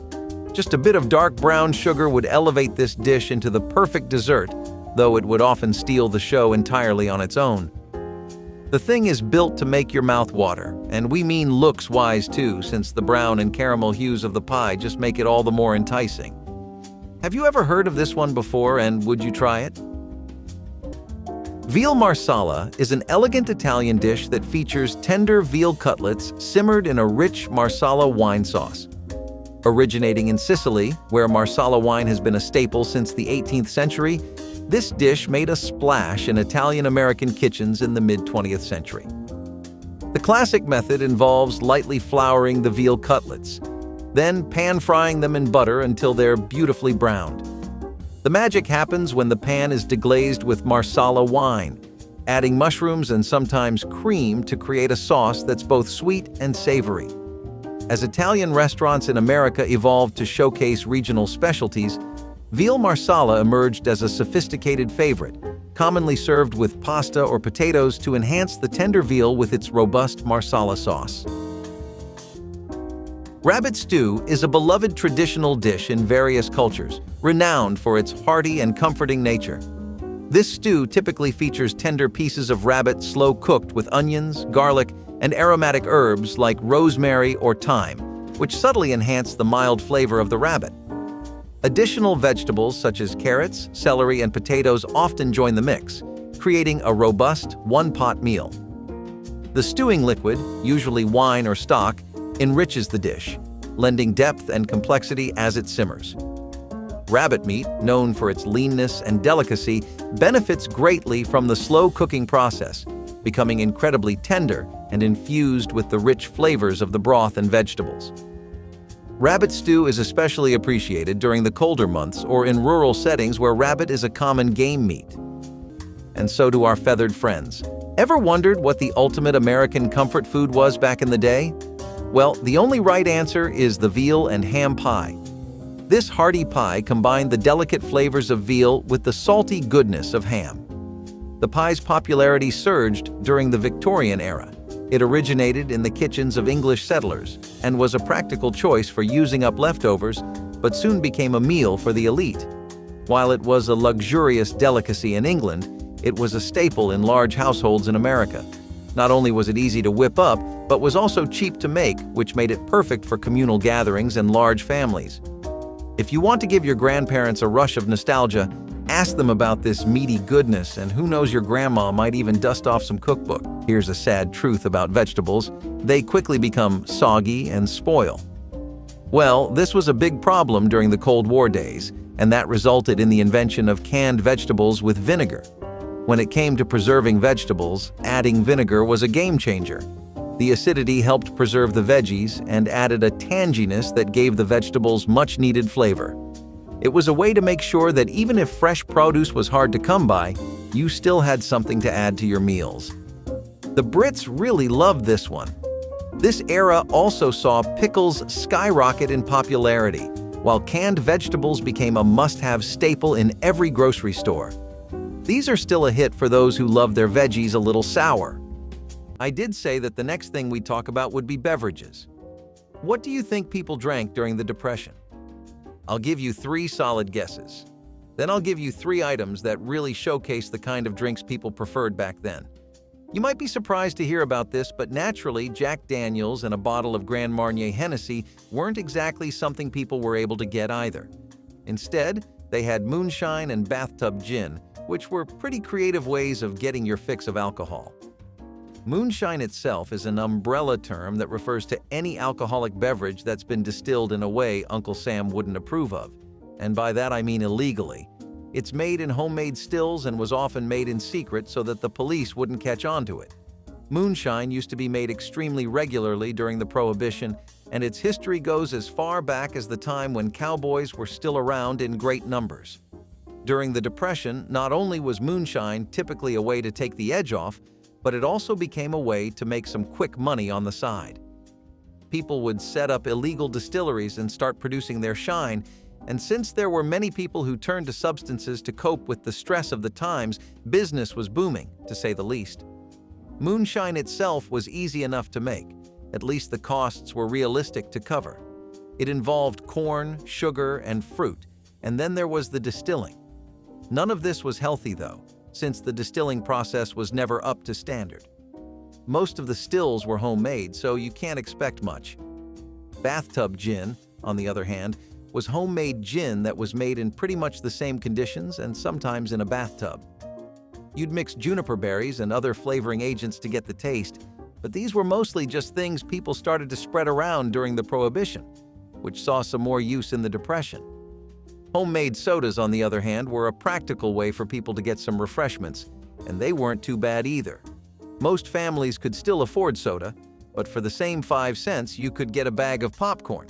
And that was something that a couple of people could eat together instead of a bottle that only one person could enjoy. People started to improvise with making homemade sodas instead. They used baking soda and flavoring agents like vanilla or ginger extract and molasses, yeast and carbonated water. The mix worked well enough. I mean, you could at least make a serviceable glass of root beer. It helped to make the food better and sort of round it off as a whole meal instead of scraps. Anything that would make going through the day easier was welcome then, really.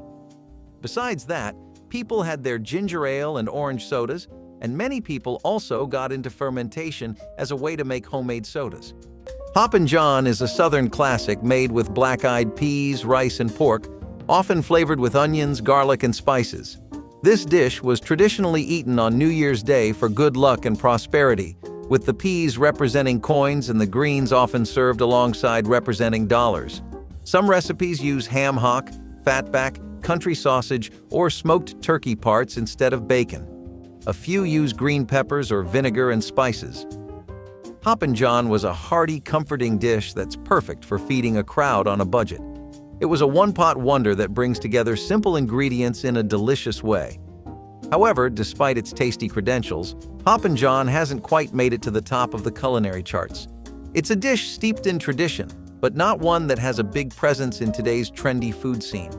That said, it's still a beloved dish in the South and a tasty way to start the new year. Chicken fried steak. This classic is long gone but never forgotten. This one's pretty easy to make too. All you need is a chicken steak dredged in a seasoned flour mixture, dipped in a wet batter, and finally coated in a crispy breading. Fry till it's golden brown for the perfect dinner that'll leave you wanting more. Chicken fried steak is typically served with a creamy gravy for dipping, along with mashed potatoes and vegetables for a complete and oh-so-satisfying meal.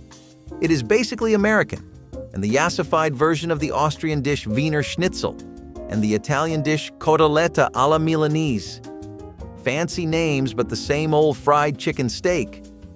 Now I know what you're thinking. Why did this crispy golden goodness leave us too soon? Well, you can trick yourself all you want, but it's not the healthiest dinner out there. But hey, having a fried steak once in a while can't do much harm, right? Just be prepared for some finger-licking good action. This dish is messy, but in the best way possible. Cheese and potatoes are like a match made in heaven, and Grandma's cheesy, scalloped potatoes was straight out of any cheese lover's dream. So this casserole tastes even better than it looked, and let me tell you, it looked finger-licking delicious. The term scalloped comes from the French word escalope, which originally referred to thin slices of meat. However, in the case of scalloped potatoes, it refers to the thinly sliced potatoes used in the dish. Many grandmas used old-fashioned methods to make their cheesy scalloped potatoes, including hand-slicing the potatoes thinly, layering them with love, and cooking them slowly. Some even added secret ingredients they swear by, like a dash of nutmeg, a hint of garlic, or even a sprinkle of paprika for added flavor.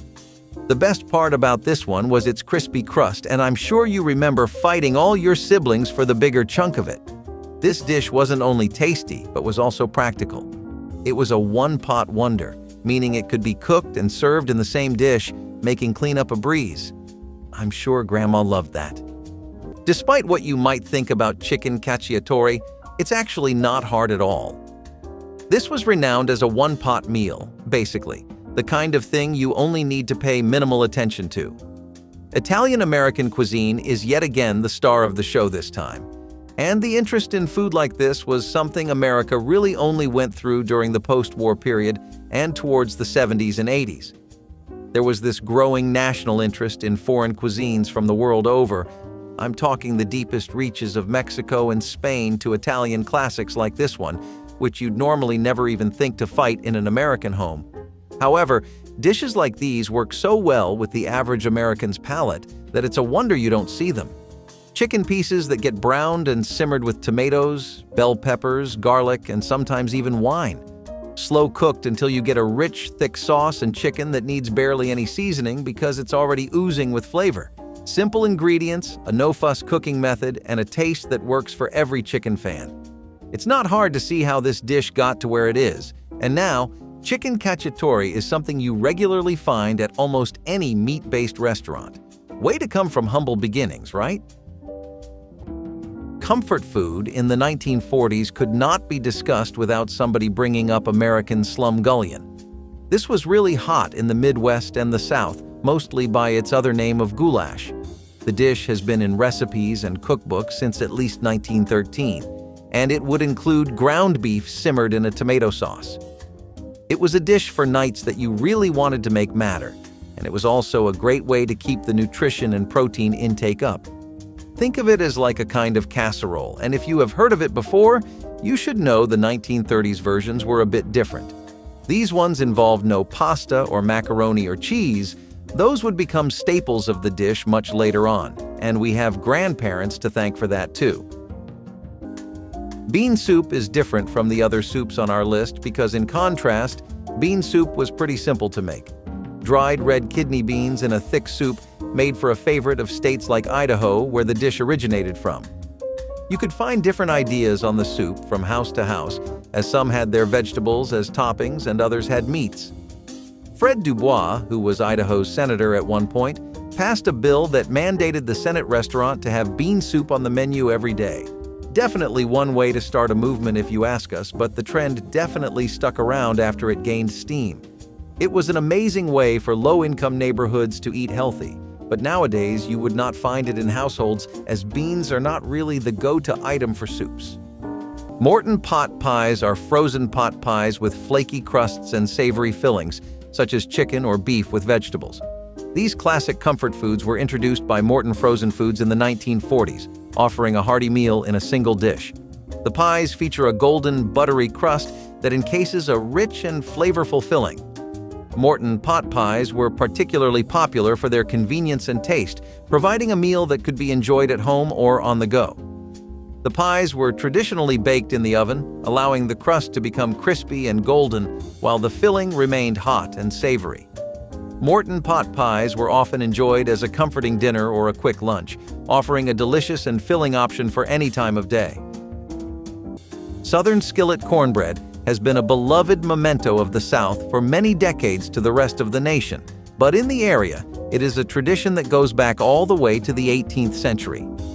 History books tell us that it comes from Native American cuisine, and it makes sense since a lot of Native American cuisine was very cost-effective. It is kind of everything you would want in a home-cooked meal, easy on the wallet, simple ingredients you can find at any nearby store, and little prep time, which means you can get your cravings fulfilled immediately. Plus, most cooks back then were so accustomed to it from a lifetime of making cornbread in these cast-iron skillets that they could make it much faster than even an experienced cook. Guess experience counts for something, especially when you have 40 to 50 years of it, right? Veal Parmigiana brings a little taste of Italian-American heritage to the table, featuring breaded veal cutlets smothered in tomato sauce and melted cheese. Born in the kitchens of Italian immigrant communities in the U.S., this dish was a clever adaptation of traditional Italian recipes, tailored to American tastes. It first surfaced in the early 20th century, with Italian-American families swapping out eggplant for veal. Introduced in Italian-American eateries soon after, veal Parmigiana became a staple. The preparation? Bread those veal cutlets, fry them up, layer with marinara sauce, and a good helping of mozzarella or Parmesan. Then bake it until it's bubbling and golden. It hit its peak popularity in the 1950s and 1960s, often accompanied by pasta, crafting a hearty and satisfying meal. Tornados Rossini is an indulgent reflection of haute cuisine, named after the gourmet aficionado and renowned composer Gioacchino Rossini. Crafted by the legendary chef Auguste Escoffier in Paris, this dish features a medallion of beef tenderloin, cooked in butter and crowned with a slice of sumptuous foie gras. Resting on a crouton that soaks up the juices, the Tornados is lavished with a rich Madeira demi-glace that's infused with truffles and finished with butter, then garnished with fresh truffle slices. The preparation of this dish demands precision. The beef tenderloin seared to perfection, the foie gras just melting, and the sauce richly coating each component. Tornados Rossini not only showcases the luxury of its ingredients, but also the skill in combining them to deliver a dish that is as opulent in taste as it is in history. When the weather turned cold, nothing warmed the soul like a bowl of ration stew. You heard that correctly? This Cold War meal was made with canned meat, potatoes, and vegetables, and was a go-to for those looking to stretch their rations. This meal was all about making use of whatever was on hand, which meant every batch was unique from the last one. Interestingly, this throw-it-together approach was not just practical, but also turned into a bit of a culinary challenge, with families trying to outdo each other in creating the most delicious or inventive version of the stew from limited supplies. Okay, creamed spinach and pearl onions didn't look the most appetizing, but trust me, it was always a hit at family dinners. Think of a rich, creamy base packed with vibrant green spinach leaves. And let's not forget the star of the show, pearl onions, that added the perfect touch of sweetness. Not only was this dinner finger-licking delicious, but it was healthy too.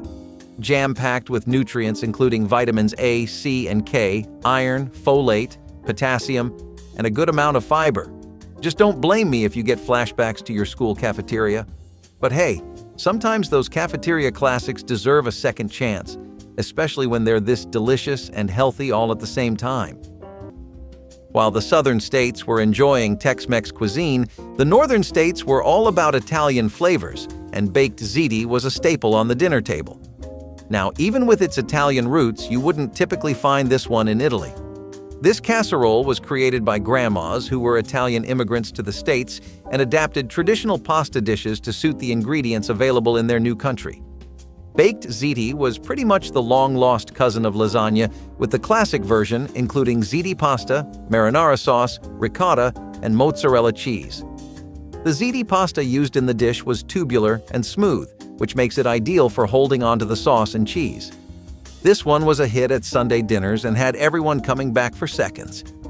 If we take a small intermission from the dessert side of things and step on over to some hearty, comforting, and homely soups, we'll find a golden recipe lost among the cookbooks of the 20th century that don't get to see the light of day anymore.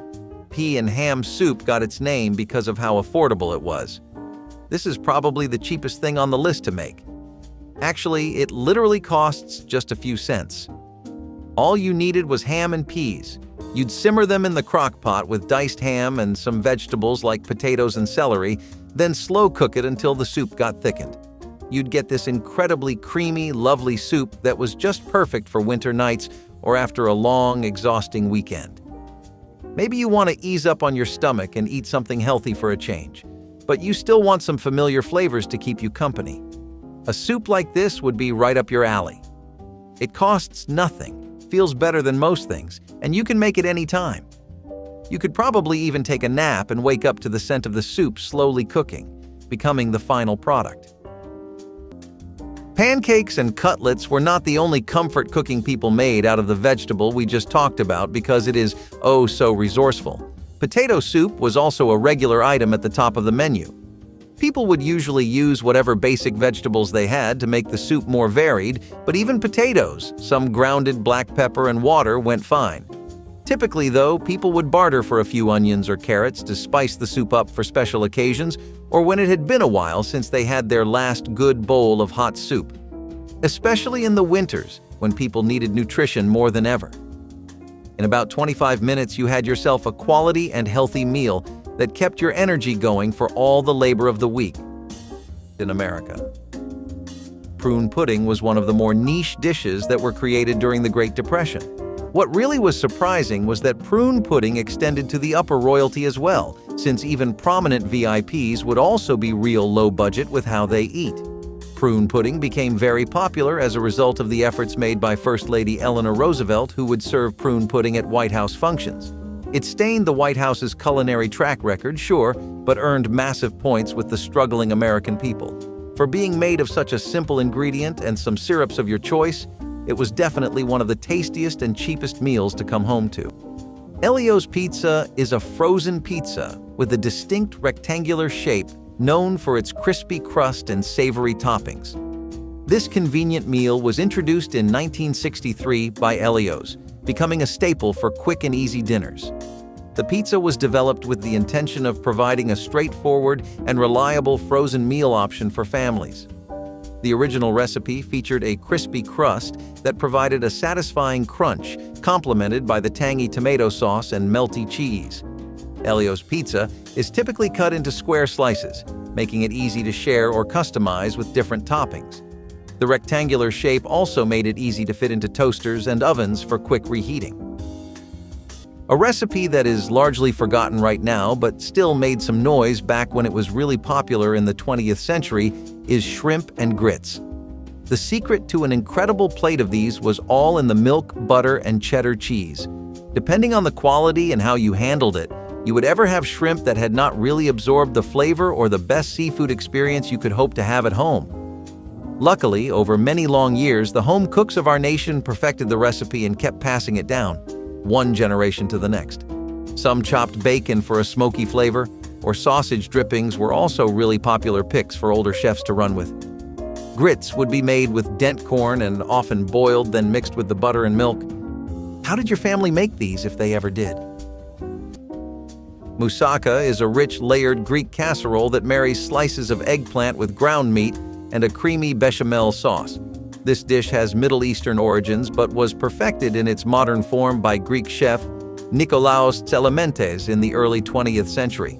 Preparing moussaka involves frying slices of eggplant, layering them with a spicy meat mixture traditionally made with lamb or beef, and then smothering it all under a luscious bechamel sauce. Once assembled, it's baked until the top turns a tempting golden brown, offering a deep, flavorful feast. Moussaka made a name for itself in Greek cuisine and entered American dining scenes in the mid-20th century, often served with a side salad or bread for a balanced, fulfilling dinner. Lamb shanks epitomize the rich flavors and tender textures celebrated in Mediterranean and Middle Eastern cuisines. Prized for their gelatin-rich connective tissue, lamb shanks transform through slow cooking into melt-in-your-mouth tenderness. The preparation starts with searing the shanks to a golden brown, locking in flavors through caramelization, then braising them slowly in a mix of wine, stock, and aromatics like onions, carrots, and celery, enhanced with herbs such as rosemary and thyme. This method not only tenderizes the meat, but also infuses it with a robust blend of flavors. Typically, the dish is finished with a sprinkle of gremolata, adding a fresh burst of lemon, garlic, and parsley that cuts through the richness. The braised liquid serves as a deeply flavored sauce, reduced to intensify its taste, complementing the richness of the lamb with a perfect balance of flavors. Speaking of meat options, Vienna sausages were little canned sausages that were often eaten straight from the can, with no cooking required. Vienna sausages were made out of meat, pork, and chicken, so they really were the triple threat of meaty foods during the war days. These were a must-have in emergency stockpiles. The best part? They could be served cold or at room temperature, so no heating was required. During the Cold War, people used to prepare for the worst. Now, it could have been challenging to access heat and electricity if things went south, especially in cases of emergency, which made these bad boys a go-to snack. People found heaps of Vienna sausages stocked underground along with piles of canned Spam. Love them or hate them, they added much-needed variety to the war foods. Now, Swiss steak is like a warm hug from the past. This dish is all about slow-cooked, fall-apart tender beef bathed in a tangy tomato sauce. Think slow cooker vibes, but way before slow cookers were even a thing. Now, the Swiss steak is all about patience. The longer you simmer the beef, the more melt-in-your-mouth delicious it becomes. It's also the perfect way to use up that tougher cut of meat you accidentally grabbed at the store. If you grew up thinking this dish was from Switzerland, as the name suggests, now would be a good time for me to tell you your whole life was a lie. This technique of cooking up tender meat came from England, so they're the ones to thank for this meaty goodness. I can just imagine the satisfying experience of cutting through that tender beef with minimal effort. Swiss steak, a dinner-time classic that deserves a comeback. Where do I sign the petition? Next up, we have the shipwreck casserole. If you think this name's creative, keep watching, because some of these casserole names will leave you scratching your head. So, the shipwreck casserole was a go-to for families during tough economic times because it was simple, budget-friendly, and made with ingredients that were often already on hand. The name shipwreck referred to the hodgepodge of ingredients tossed together as if it were a shipwreck of a meal. Grandma's pantry was almost always stocked, but during the hard times, even she had to make do with whatever was available. This delicious casserole was versatile and typically consisted of ground beef, potatoes, onions, and canned tomatoes, with the occasional addition of baked beans or vegetables like carrots and green beans. Speaking of cakes, hot water cornbread was also a not-so-close but close enough alternative to your regular layered delights. It was made in a pan, and the batter was shaped into cakes before being fried in hot fat to add that iconic crisp that nothing else had. Seriously, this thing gave fried chicken burgers a run for their money in retrospect. Then some salt and boiling water was all you needed. It had a perfectly crisp exterior that crumbled in your mouth perfectly, while the inside was tender, warm, and very reminiscent of Grandma's cooking. Probably why it caught on as much as it did, since most of these ingredients managed to get the long end of the stick with inflation. Depression cake has a name that catches your eye, but it also suits the type of dish it was. Sugar, butter, and eggs were getting much harder to obtain, and even milk would not remain an easily buyable item. This cake was thus made with a recipe that had to use none of that, which actually made it realistic enough to be applicable. Following the 1929 crash of the market, all of the normal cake ingredients soared in prices. Bakeries quickly created an alternative recipe and aptly named it depression cake. The recipe used baking powder, water, and butter, instead of the other ingredients typically necessary for any basic cake that people are used to eating today.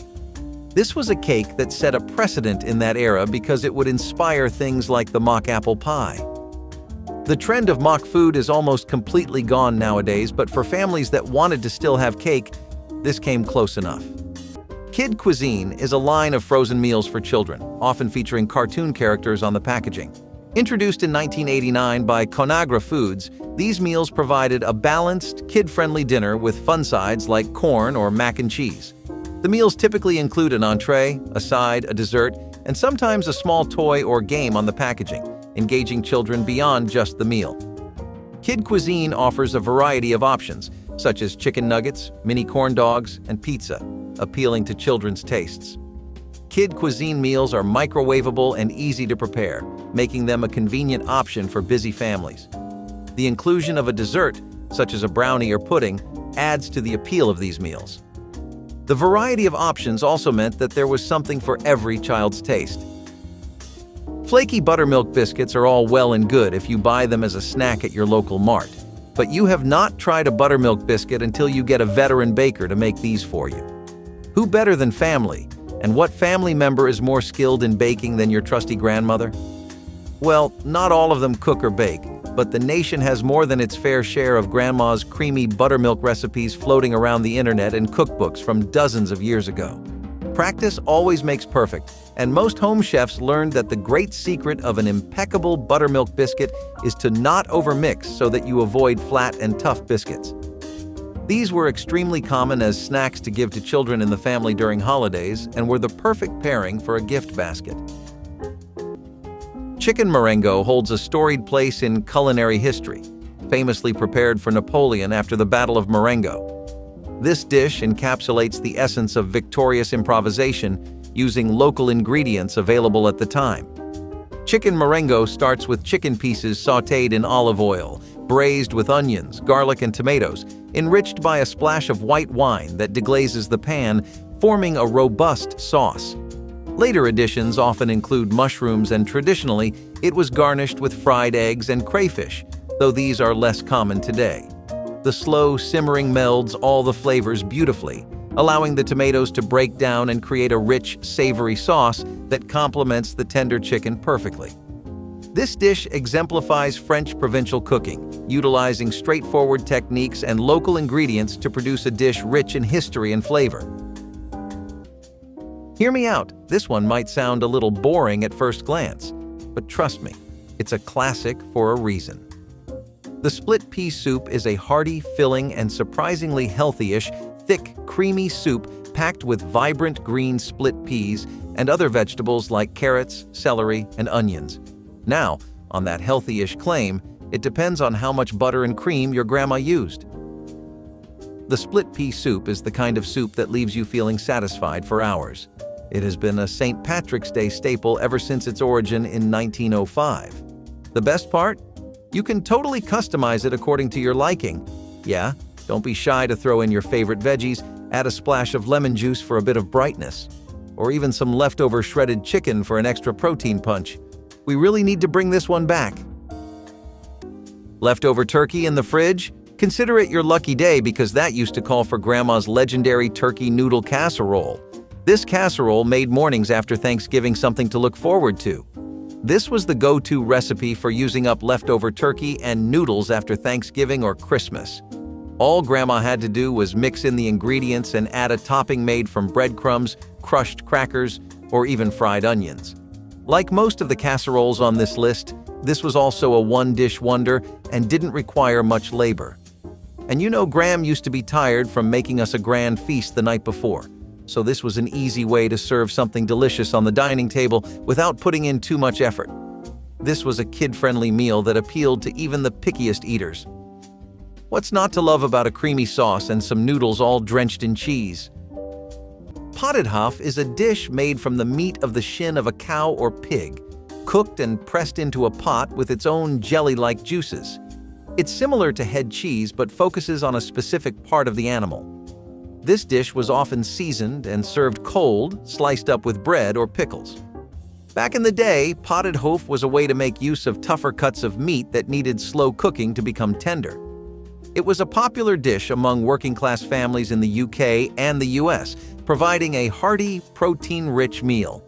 Nowadays, Pottedhof has largely disappeared from the culinary scene, replaced by more refined meat products. It's a dish that hasn't stood the test of time, but it still offers a glimpse into the resourceful cooking of past generations.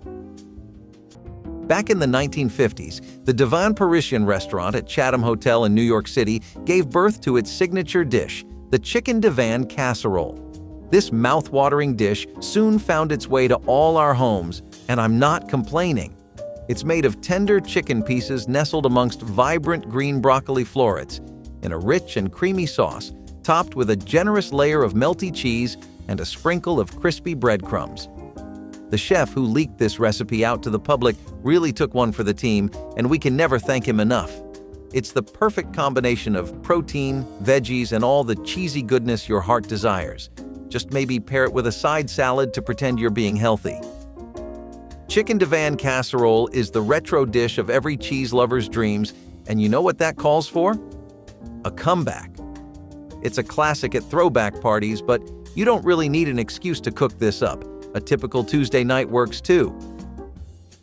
Okay, if you have a light stomach, this next one's not for you. Chicken feet. You heard that right?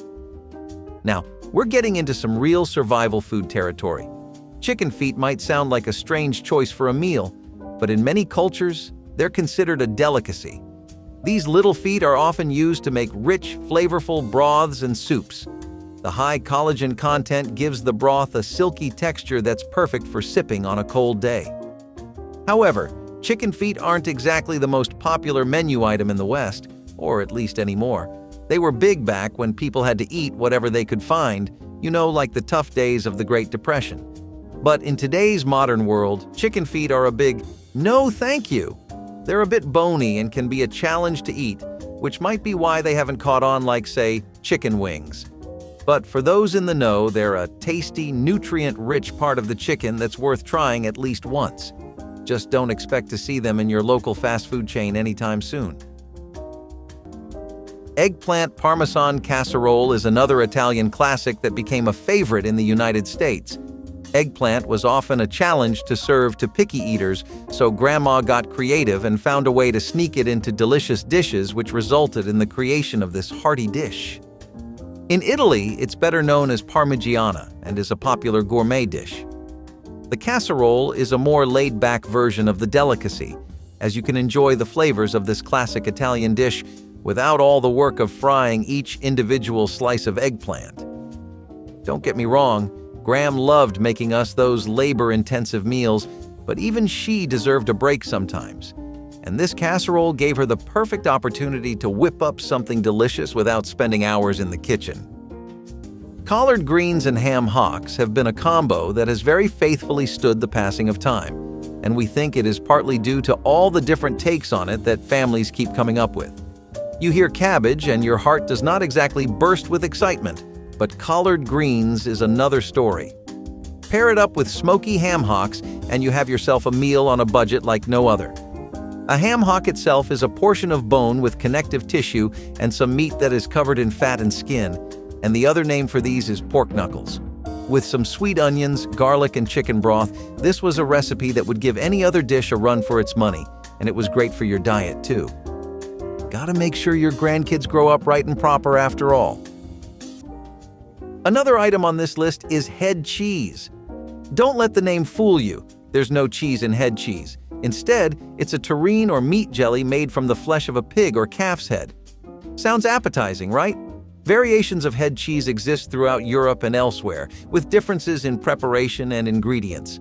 A version pickled with vinegar is known as souse.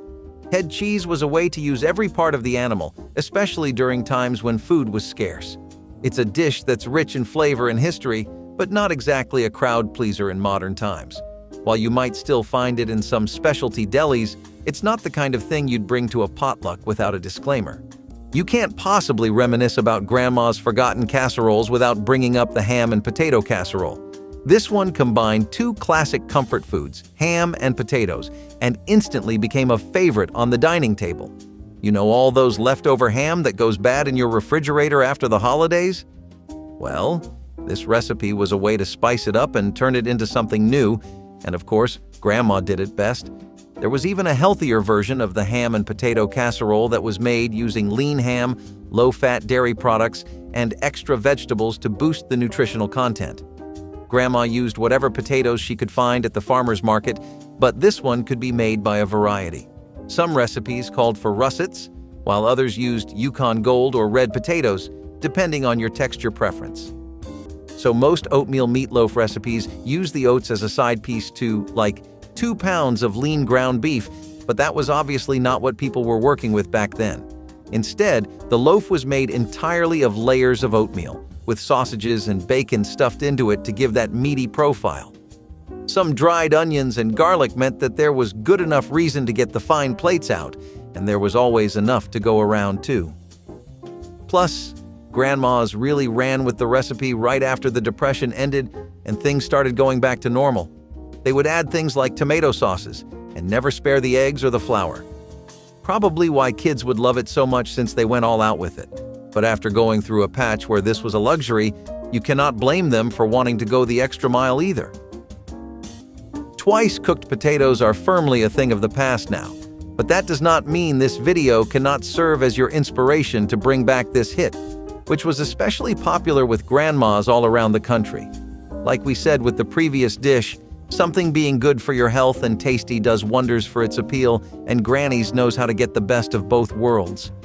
Double cooking always had a benefit because it made them a lot easier to digest and increased their starch. They would prick the potatoes, cook, cool, then cook again before topping it off with green onions and bacon. An incredibly American idea, but also an extremely flavorful one. So do not hesitate to give this one a go.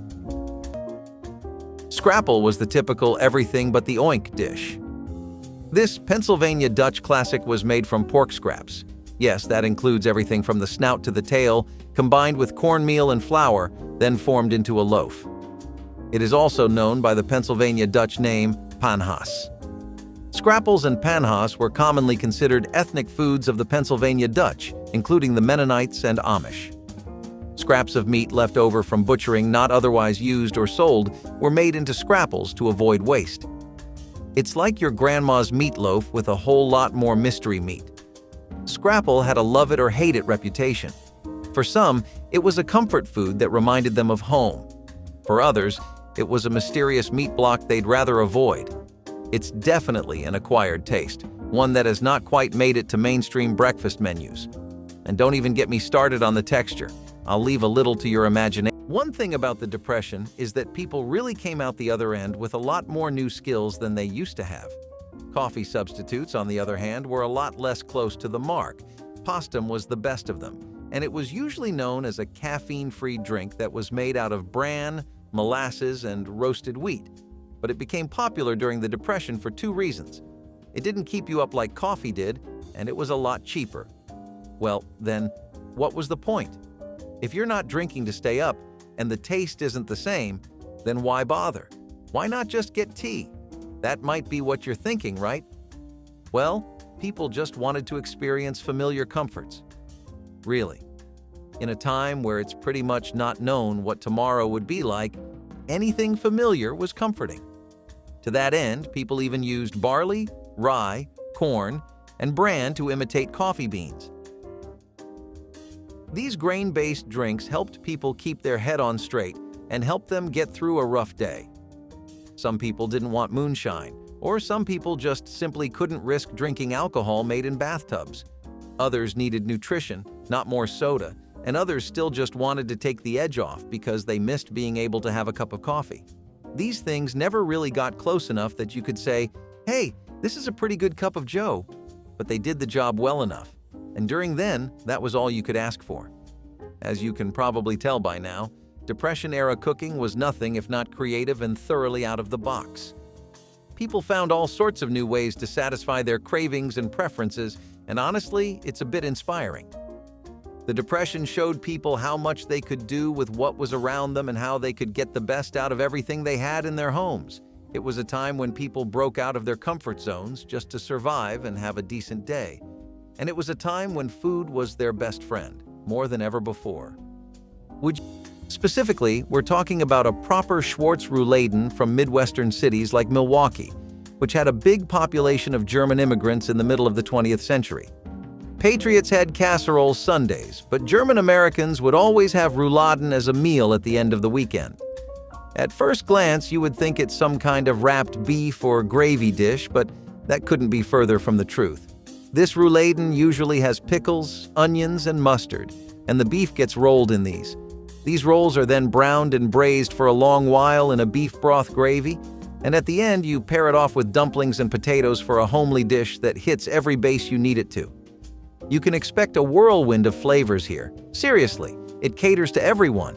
You got savory from the beef and the gravy. You get tangy notes from the vegetables they put in. And the slow cooking method really shines here because it adds a tenderness to the meat that works well with the thickness of the gravy and the potatoes and dumplings as a side.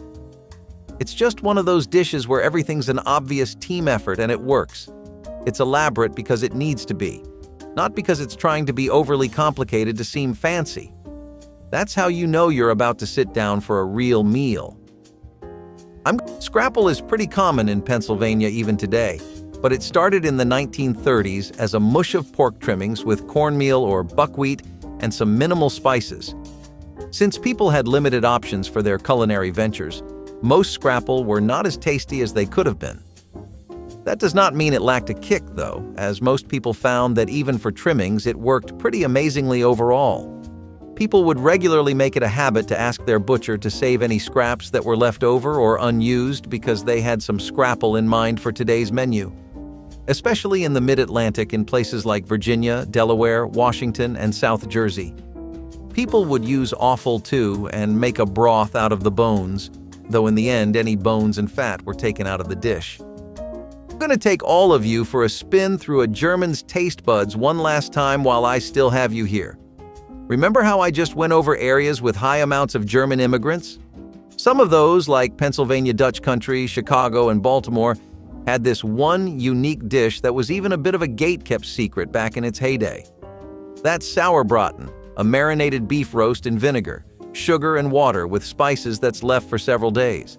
Then it's slow-cooked and braised even further and served with a gravy made from the marinade. You get the picture. This is one time-consuming dish. Definitely a commitment. How'd slow cookers change that? It basically cut the entire several-day aspect and turned this into an accessible standalone dish that could make itself really. You'd put it on the crock pot and just pass the hours by as it braised, no need of any attention or supervision. You gotta take what wins you can in life, and a roast that's this easy to make is definitely one worth keeping. Egg drop soup sounds a little fancier than it is, but have you never had a simple dish that knocked the socks off of you? Just a 2 or 3 ingredient show that really hit home, ticked every box, and left you with a smile? Egg drop soup was a lot like that. It was just diced potatoes and onions, which might get you thinking of the pie we just went over, but this is more like a broth. If chicken broth was there, then of course that was the foundation, but water worked too. Once the potatoes started cooking, you would drizzle some scrambled eggs before adding whole ones.